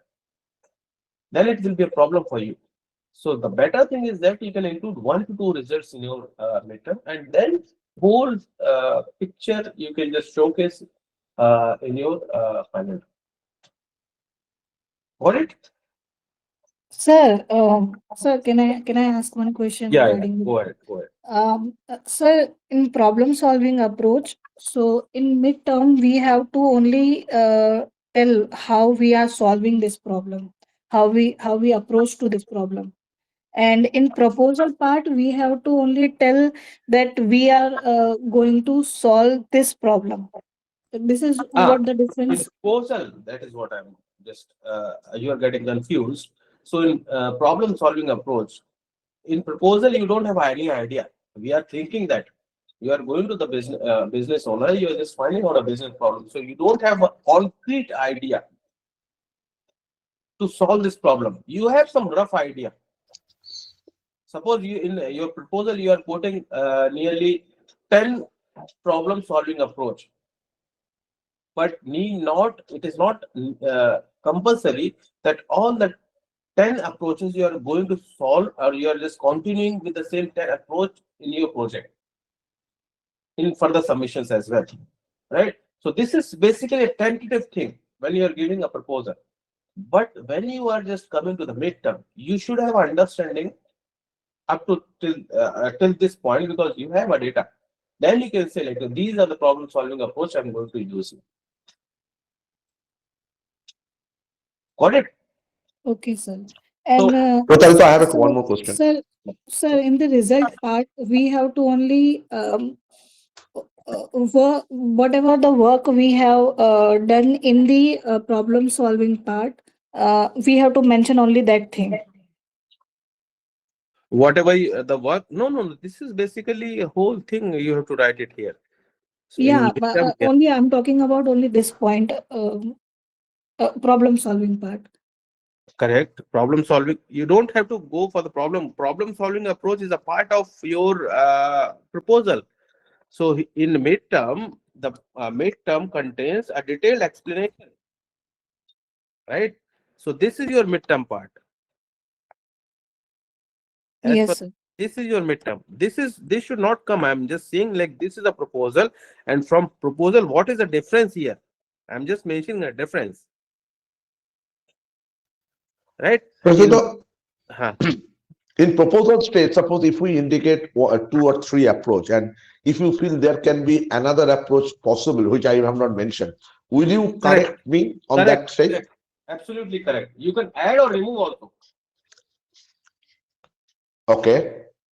right? Okay. You can No, add or but from remove. your side, suppose if it is not there, when you evaluate my proposal, will you guide me or somebody can guide us that this can be the better approach than this one, whatever you have proposed? Yeah, some of the TAs, like in when they are reviewing your report, they'll give you some basically understanding or idea. Like if you are using a wrong approach, they'll say like this is the approach you won't be able to use in this particular business problem. You need to use a different approach. You can use this approach as well, or that Yeah, approach. that is what exactly I have to know. Yeah. Okay, thank you. But usually they'll just very rarely suggest, because the thing is that they don't have a data with them, right?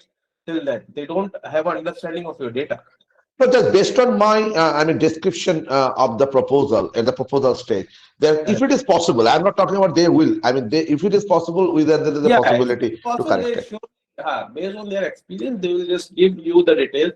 Like this problem solving approach is not possible in this condition. You can use alternatively either this or some alternative problem statement or Okay, thank you, problem Tom. solving approach. Yeah, yeah. Thank you. Sir, I have a small sir, doubt. can you explain the result part, like what we have? I'm just little bit confused about the midterm part and result part. Okay. So in result part, what you are confused first? Let me know.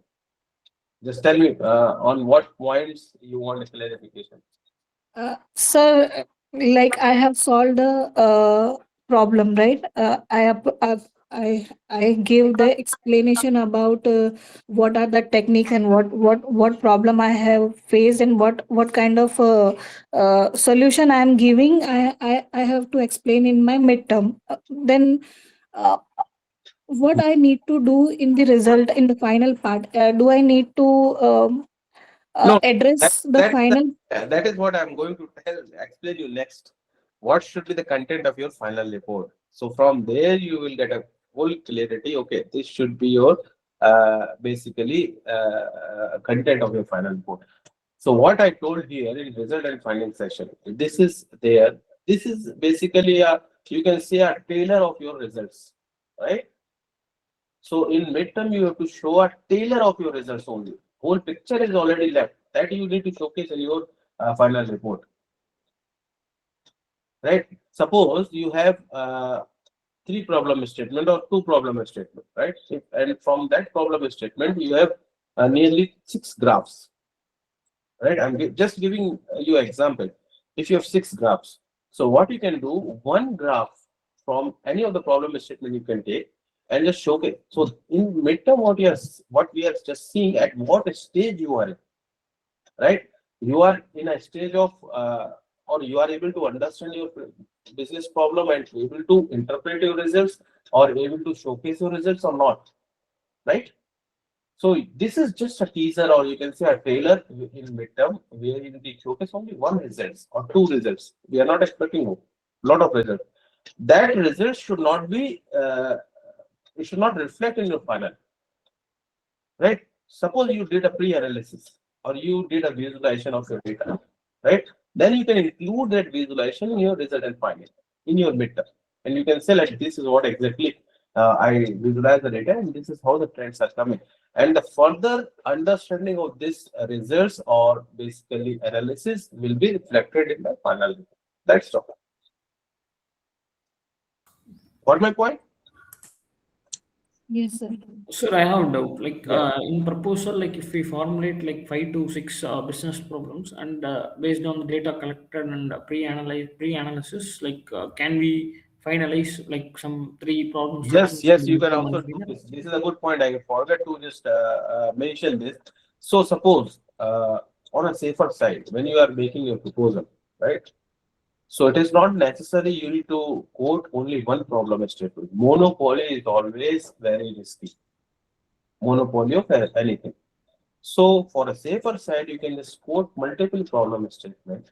If one or two problem statements are not working properly, then you are on the safer side. In midterm, you can say like you can just make a separate paragraph where you can say, "Sir, due to I have quoted 5 problem statement and 3 problem statement are not working fine.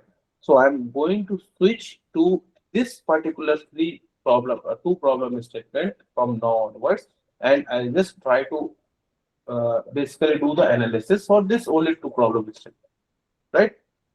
And vice versa. 3 are working, you can say 2 are not working or something like that. So always have multiple problem statement at a proposal stage so that you will be on a safer side. Suppose if you are focusing only on one problem statement and you're not getting anything for that, you're not getting uh, a single trend, or you are not able to understand what needs to be done for this, you are not getting any fluctuation, any good insight from that results, then your whole project is gone. So it will be a better and a safer to have a multiple problem statement, and you can remove or add this problem statement during the midterm. Even sometimes TA says like you need to add this problem statement or you can remove this problem statement, then it is fine. You remove in the midterm, no issues. Got it? Uh, uh, so like if we have like multiple problem statements in the midterm, we can have just is it okay if we can have just like 1 or 2 findings on a single problem statement or 1 or 2 findings on all the problem statements that In sorry, in midterm. yeah. In midterm, you can just that is what I'm telling you. You need not to add all. You can take only one problem statement and say like this is what exactly I'm presenting in the midterm, and rest of the thing I'm going to present in my final term. Oh, okay. Okay. So this kind of review of this problem statement correct or not, it will be directly one-to-one basis, means the review committee and myself, or it will be in a No, group. no, no. You will get, so you have to submit your report via portal, right? So I think Okay. it's not possible to cover the final thing here now. And what I'll do, I'll just wind up till now midterm, and final maybe I can just cover in the next session. I'll Okay, take that's good. question from your side, right? So that might be pretty important, taking a question, right? So I'll continue the question, and then in the next session, I'll discuss a final submission structures in detail. I'll give you some examples as well. What type of graph, how you need to interpret the graph, what exactly the recommendations are coming from the graph, how you need to put that thing in the report, because it will take nearly a half an hour or 45 minutes for me. So it is not possible. It is already 1:30. So Okay, let no us issue. take your questions, and then maybe in the next session, I'll just focus on this. Sure. Thank you, Doc. Hello, sir. Which Yes, I I'll take a questions. Maybe just you all give me nearly 5 minutes so that I can have some water and all, yeah, and yeah. then come back. You can also have some water and all. Yeah. I'm sharing one feedback form as well, like in case if you have, because it's not something like a feedback form. We are not focusing on a feedback things, but it is something like in that form there are 2 sections where you can input your basically thoughts, what you want in the lectures, right? So previously I received messages via feedback forms. So please explain some case studies as well. So we made a case study which I'm going to explain you in the next session. 2 case studies we have made. I will explain you in the next session. One case study for IBM, one is for Singapore Airlines, right? So I'll give you a flavor of that, how from there how they find out the business problem and all. That might be pretty interesting for you. So in case if you have anything, you can just mention, because the thing is that we don't have a frequent interaction with you all, right? So it is once in a week, and a lot of people are coming. Nearly 100 people were there, right? It is not possible to just take a in-depth question from your side, right? So I'll just give able to give 5 minutes to you all, right? So from there, I'll get understanding, okay, these are the things required, these are the sessions required for you as well. So I'll share the feedback. Feel free to just fill the details in that, whatever you are thinking, right? So that from there, we'll get insights from a student point of view, what they're thinking, how we need to plan the next sessions as well, right? What is the Sir, one thing for each individual area? What will be the weightage of the marks?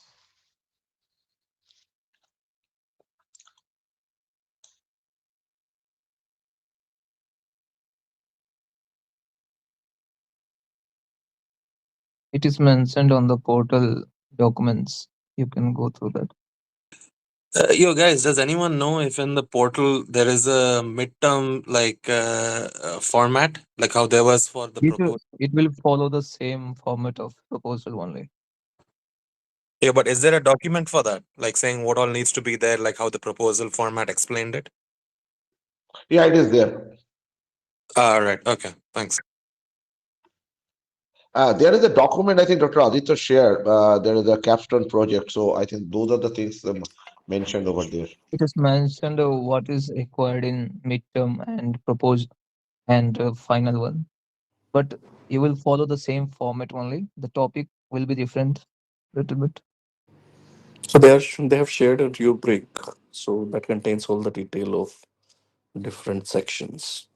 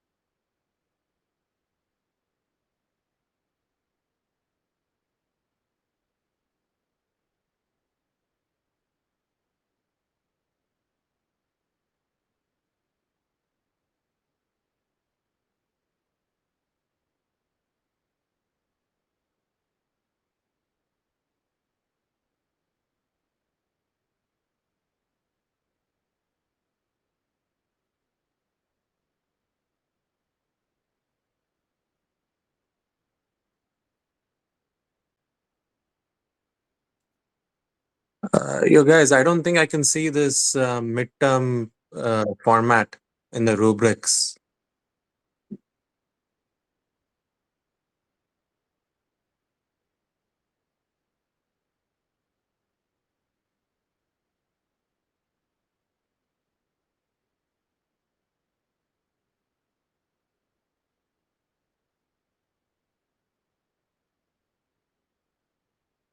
There is a document called BDM capstone project analysis with primary data.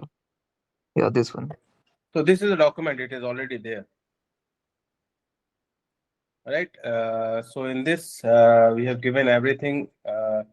You can find the different videos also here, right? And we have a portal link, and after then, email IDs are there. Who is handling the? So this is basically Akshay. She is handling the operational part in case if you have any issues, and you can reach out to us as well, right? Here we have all the things, right? Weightage and everything is there. So this is the main document, rubrics documents, which you all need to refer, right? Everything is there. So you have nearly 10 to 15 documents there in uh, 10 to 15 documents are there in portal, which you can refer it. for everything. Even for data cleaning, the identification of business problem, we have a document there as well. Okay. So I'll take a question now, one by one. So those who are having a doubt, they can raise their hand. I hope whatever I try to communicate today, it is clear to you all, right?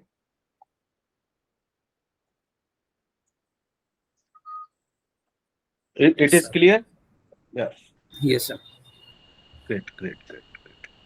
Sir, one question, that document link, can you post it in the chat, No, sir? the document link is already shared. You can just check your email. We have shared. Dr. Ashwin has shared a document, and these all documents are there in the portal. You can go to the portal. There is a sub section name a document. Okay. In that you can find this document. Even 250 pages book is also there, which we made.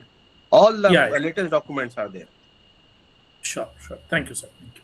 Okay, great. Sir, I'm not able to find this midterm format document in the rubrics. What No, is the no, name? we don't have a separate format for midterm. We Uh, have only the proposal format. The thing is that there is no sense of making a document, same document for a proposal for midterm. You need not. You have to do what you need to do. You have to take a document, proposal document, and then you need to change the sections only. okay, but sir, you mentioned a few more sections which were not there in the proposal format, which is the metadata section and the descriptive stats section, which you said No, had. that is what I'm saying. So we have Okay. one document that is a reference document. So in that you need to modify as per the submission stage. The name of that is BDM capstone project analysis with primary data. Correct, correct.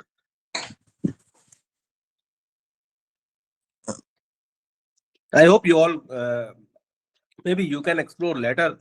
It's not an issue.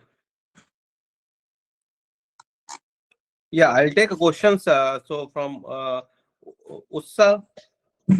Hello, sir. Am I Yeah, audible? yeah, you are audible. Tell me.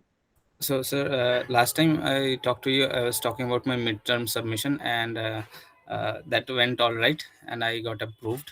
Great. So, I am working on a small business related to Mm-hmm. jewelry and all, from a very small business it is. And as I took advice from you, that you said that before moving on, you said that there was a case of demand shift, and Correct. so you suggested that we should first clear all the inventories and then Mm. move forward. Mm. So I talked with her, and Okay. we decided for a sales and marketing push Mm. that was made, and it was made specifically targeting the Valentine's Day for this month. Okay. Mm. So what happened was, not she had this earlier notion that there has to be a gap between around like 1 week or 2 weeks before the event or the festive or the occasion to be there, and the Mm. marketing push for some sales to happen. Mm-hmm. So I thought that this was a chance to answer two questions at once, that we could also understand whether there would be sales or not in such a short period of marketing push. The Mm-hmm. like the marketing lead time is very small for this, like Correct. around Correct. 3 to 4 days it Mm-hmm. was. Mm-hmm. And if it happens, then we would be clearing our inventory as well. Correct. Correct. So that happened actually, and we Great. got a few sales. We totally sold around 12 items or so. Uh, Great. Small, Great. but it happened. And Yes. Yes. the main thing that we understood, it was based on Korean jewelry. Like we pushed the sales for the Korean jewelry segment, Okay. Great. since she was trying to take more inventory for the anti-tarnish jewelry. So Uh-huh. she's clearing out the inventory for the Korean jewelry, and the sales that took place, the orders that were made were from that segment only. Oh. So we Okay. understood Good. it was targeted by that Uh-huh. marketing push only. Correct. And Correct. so now she has this idea that few festivals, few occasions have a different marketing lead time than a few other. Like we are residing in West Bengal. So for Mm-hmm. during the Durga Puja time, Mm-hmm. uh, the marketing lead time is a lot. Like there has to be at least 1 month or so. Mm-hmm. But Yeah, for Durga Puja is a main festival actually. So yes, you sir. can have a different type of variety at a different because they are celebrating for a week, right? So Yes, for a week, different type of jewelry product might suits on different days, yes, yes. right? So that maybe if she is willing, we can have a Google Meet as well. So we'll try to understand what exactly the business is all about, and then we'll give some insights. Okay. So, Okay. I was asking, can I put these inputs into for the calculation, a little bit tweaking of calculation for the final submission, like the sales for I did. You can include the current sale as well. You can Okay. because it's not something like that you can't include. You can just modify your report and you can mention it clearly. Whatever you are doing. So it's not something like you can't do a modification, but that modification you will just try to highlight it somewhere so that Yes. the person who is evaluating your report he will not get confused because you are just changing a data, right?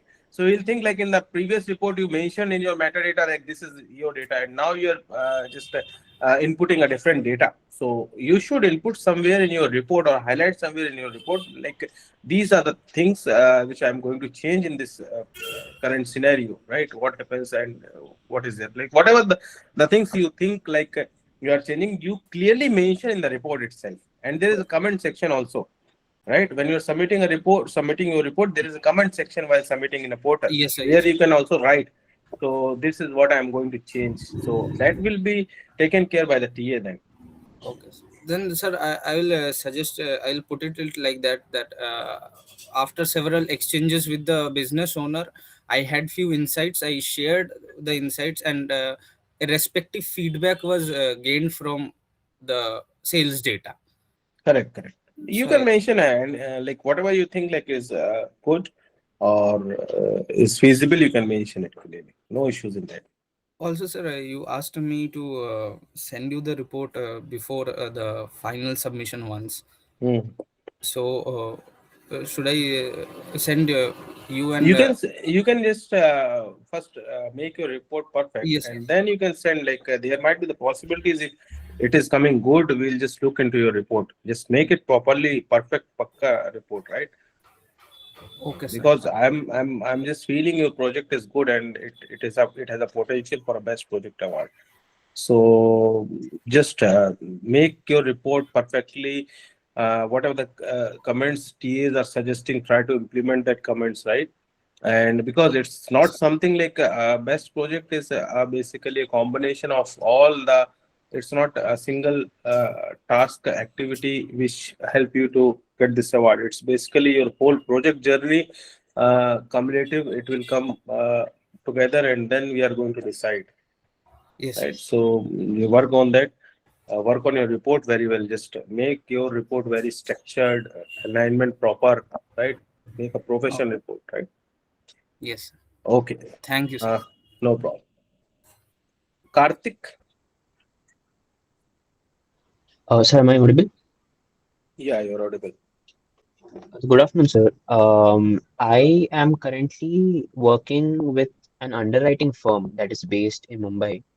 Mm-hmm. I also interned with this firm about a year ago. And the thing that I noticed about this firm is that while this firm is able to complete 2 to 3 deals annually, its peers are able to complete at least 10 deals in a year. Mm-hmm. Uh, So if I use secondary data to analyze client behavior, historical client behavior, and design a client acquisition strategy to improve its deal participation, would this be considered solving a business problem, or would it No, fall it under is not. plain I think marketing? last time also I had a discussion with you on this, right? You are doing an internship and you are just asking to submit a report, same report. Yes, sir. Yes, sir. No, that will not work, Karthik. So you need to find these are not these are something like a technical problem, right? I told you how you need to club the technical problem with a business problem. How you make your technical problem to a business problem. You need to bring a business perspective, so financial things as well in this. All right. Suppose you are seeing this, like how it is affecting the finance of a business, right? That is a technical business problem. how technical things are affecting currently on a business. Okay. Right? I've given you example, right? So if I'm going to upgrade a software, right? Okay. So with that software, if my phone is switch off for 2 days, so it will financially, like if I'm doing a business, financially I will be dragged into a problem, right? Because I'm not getting a transaction, Google Pay transactions, anything I'm not getting. Okay. So this update is affecting my current life and a business, my business as well. Mm-hmm. Got it? If And I then you can studied just club this. if I studied the impact of uh, if I if I'm able to solve the problem successfully and I'm able to integrate how it's impacting the financials of the business, it would Mhm. then be considered as a relevant business problem, is it? Yes, yes. If you are able to connect with the finance, how it is affecting the business, then it is a business problem. Right, sir. Sir, Got it? going back to the proof of originality, I have previously interned for this firm. So would No, but submitting the letter with the thing is that I'm pretty much confused now because you are saying like you are working on a secondary data, right? yes, yes. Okay. So saying secondary data, you have to give a link from where you are getting a data or a resource person. That is fine. So So the we are not. firm, uh, right, so the firm has an access to a proprietary database, and they allowed me to use this database while I was Yeah, working there. then you can just submit the letter or some source from same database. Okay, sir. Right. Yeah, that's fine. Yeah. Thank you. Yes. Thank you, sir. Yeah, Abhishek. No. So I've decided to do my project with a small general store. Mm-hmm. So they are maintaining records in diary only. So I wanna know, is it a good problem or not? Like inventory management issue, the difficulty in just because of daily product movement pattern, they are not analyzing. So will this Mm-hmm. be a business Yeah, problem, this is a good. This is good. You can go ahead with this. or they are just running from a small shop, one room? So limited use of product performance data to identify the fast or slow moving items, that can be Mhm. a problem. Yes, yes, yes. Fast moving and slow moving is a business problem, right? To basically that I told you like to just categorize the product also on different categories, ABC analysis and all you can do where you can just say like these are the fast moving, these are the slow moving materials. That is a good business problem. You can go ahead Yeah, with that. which can help them to make a Yes, efficient yes, self yes. allocation and optimize the product Perfect. mix. Perfectly fine. You can go ahead. Okay, sir. Thank you. Yeah. Abdul.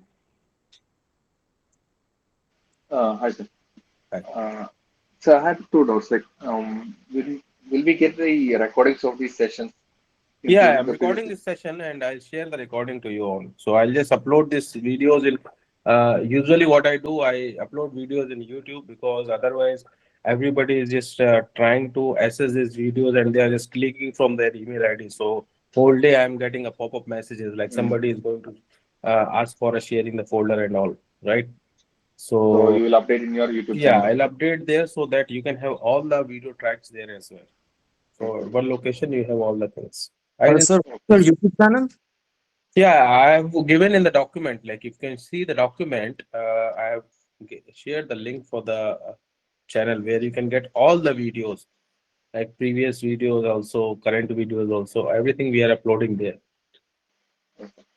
And so I had actually submitted the proposal, but I Mhm. made a mistake. Like I wrote the title in the cover page and the declaration statement, but in the first page of the executive summary, I forgot to write the title. Will it be rejected because of that?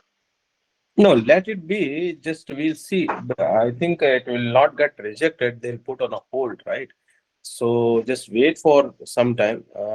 Maybe you can get a feedback. So I'm not sure, but I think you have already dropped a mail and we replied to you, right? No, I did not drop an email for this. Okay, maybe you can drop an email mentioning your problem so that I can just forward that mail to the concerned TA. Okay, sir. Okay. Okay. So So can I ask email one more? should be directed only to you? Sorry? So should I direct the email only to you or Yeah, anybody you else? can send an email to me or to Dr. Ashwin or copy any of us. So it's fine. You can send a mail to me and copy Dr. Ashwin. That is fine. Okay. Thank you. Okay, fine. Yeah, Manish. Yeah, there was a point in the session where you said like there would be some products which will be contributing to maximum profitability. So we need to consider that. Does that bucket have like some strict 25-30% range, or if it's only one or two out of 10, then we should only consider one or two. And secondly, I didn't quite get the statistical part with mean or variance that you were explaining. If you could please repeat that. No, so that is what I'm saying. Like when you are just going to the descriptive stats, right? Yep. So if you are doing a inventory analysis, so you need to find a standard deviation of. So how you are able to find that this is a fast moving or slow moving? So you need to find like a standard deviation of that particular product, how much time it is taking to move, right? So this is something like comes under the descriptive stats where you can say like these are the slow moving material, which you can just prove with the help of a statistical data, a statistical analysis, whatever you are doing.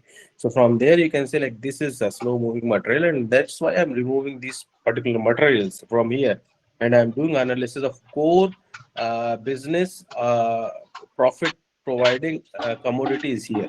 I'm removing. Suppose if you have 2,000 number of products, right? It is not possible for you to do the analysis for 2,000 products. So that is how you need to clean your data, and you need to, when you're cleaning a data, you need to justify how you are cleaning a data. Suppose there are multiple products and you are just saying like, okay, I'm using 10 products from that. So that selection of 10 product, how you are using, that you have to do proof with the help of a statistical analysis. You can say like, these are the key products which I'm using, right? Based on profit, based on fast moving, slow moving, right? Is there any strict range to that, or the top? It's not something, it's not, we don't have a range, right? So if it is a suppose you are finding a standard deviation of 3 days or 3 months for one product, then you can say it is acting as an inventory.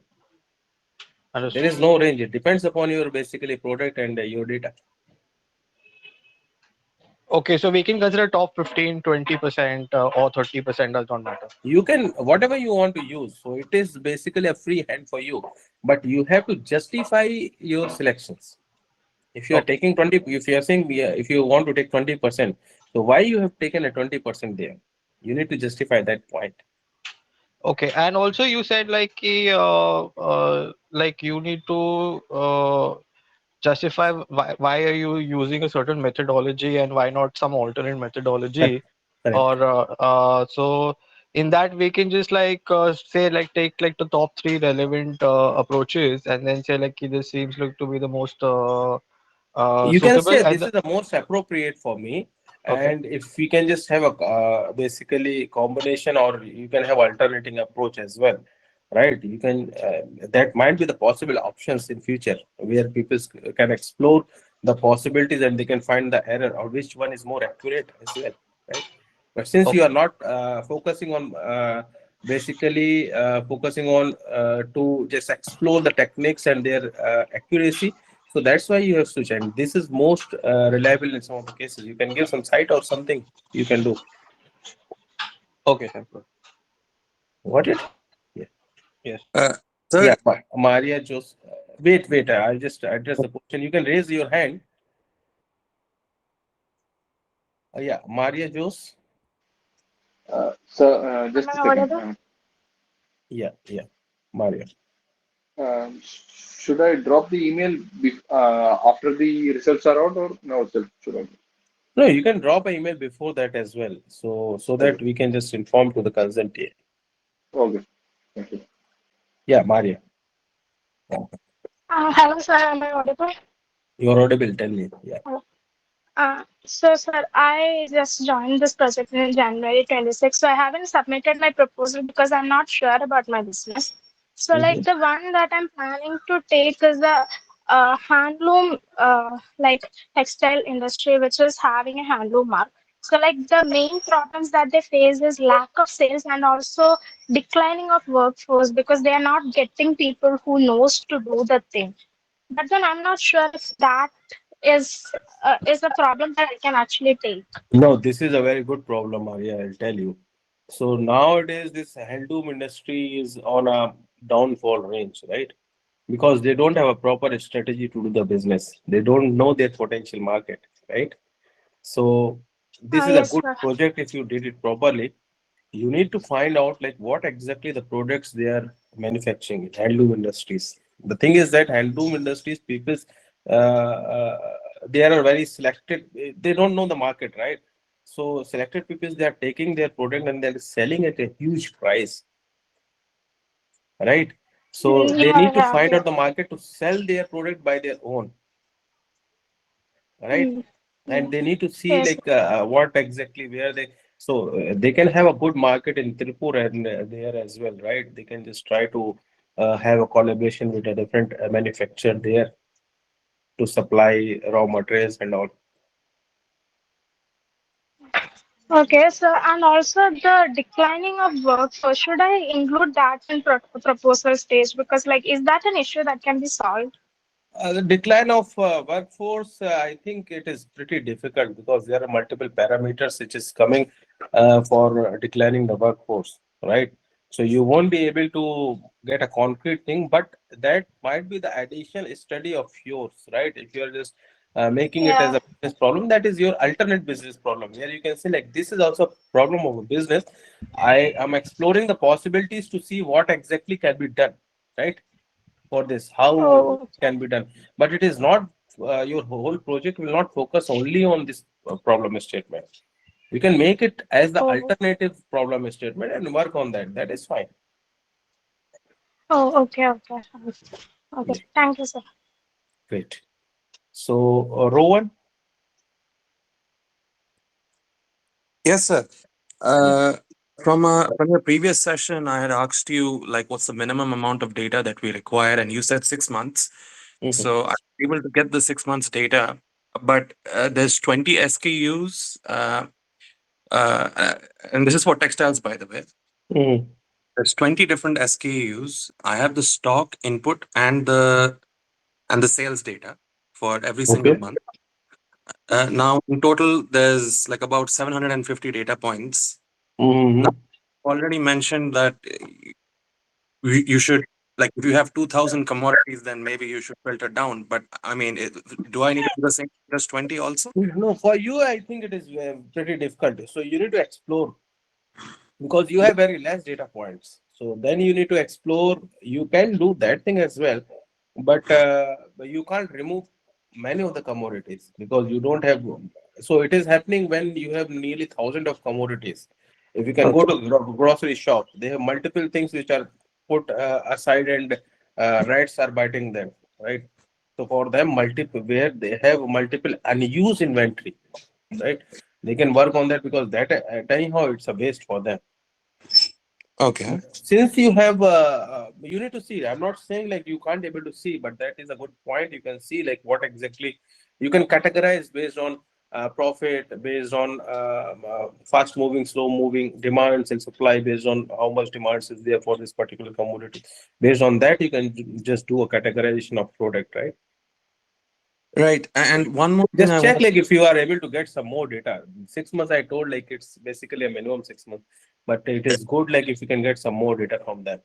I'm If really trying, sir, but it's extremely hard to get more and more data. Like it's very hard. Like at first, I told them just 3 months, yeah, and yeah. they supplied it. No, Then maybe you can do one thing. Still, you have submitted a proposal or you are still in a, I submitted my proposal. then it is fine. What you can do, you can just try to analyze this 6 months data, right? Just show them a result. So it will build a confidence to them as well from because they shifted from 3 months to 6 months, right? Mm-hmm. Now, if you can showcase some results to them, then they will be pretty motivated and might be in final term, you can just get some more data to get a rich analysis. Okay. So for the midterm, then with the 6 months of data, I can submit that. That is what I told. I told you already. Okay. I think I have replied to somebody, someone's question. where I told it is fine. If you have 6 months data till now, you can just do analysis, and just in midterm, we are not focusing on basically results. We are focusing on 1 to 2 results you can get. That is more than enough, right? But till final term submission, you have sufficient time. You can just do the analysis, focus them. Like, this is what exactly I'm finding out from your analysis. But if you can do some more data, give some more data, then I can forecast it for 2 months or next for 2 years or so. I can try to forecast it with the help of different techniques. Okay, all right. Thank you, sir. Yeah. Okay. I think no more questions are there. Then I can wind up the session for today. It's already 2, and maybe we can meet next week. So next week plan was something like I will be something. I'll just cover up final submission details, and then I'll move to case study. I'll see, like, if pitching, like most of you didn't started a proposal thing, right? So I'll take a session on pitching as well, how you need to pitch basically to the business owner for getting a data, for providing insights, right? So that I'll see, like, what might be the feasible solution. But first I need to cover the structure of project, and then I'll just go to other things. Okay. Okay, sure. So Okay, then then. we can wind up the session now. Okay, bye. See you Thank you. all. Bye. Bye. All right. Bye, sir. Thank you. Bye. Bye. Bye. Thank you very much. Bye bye. Bye. Bye.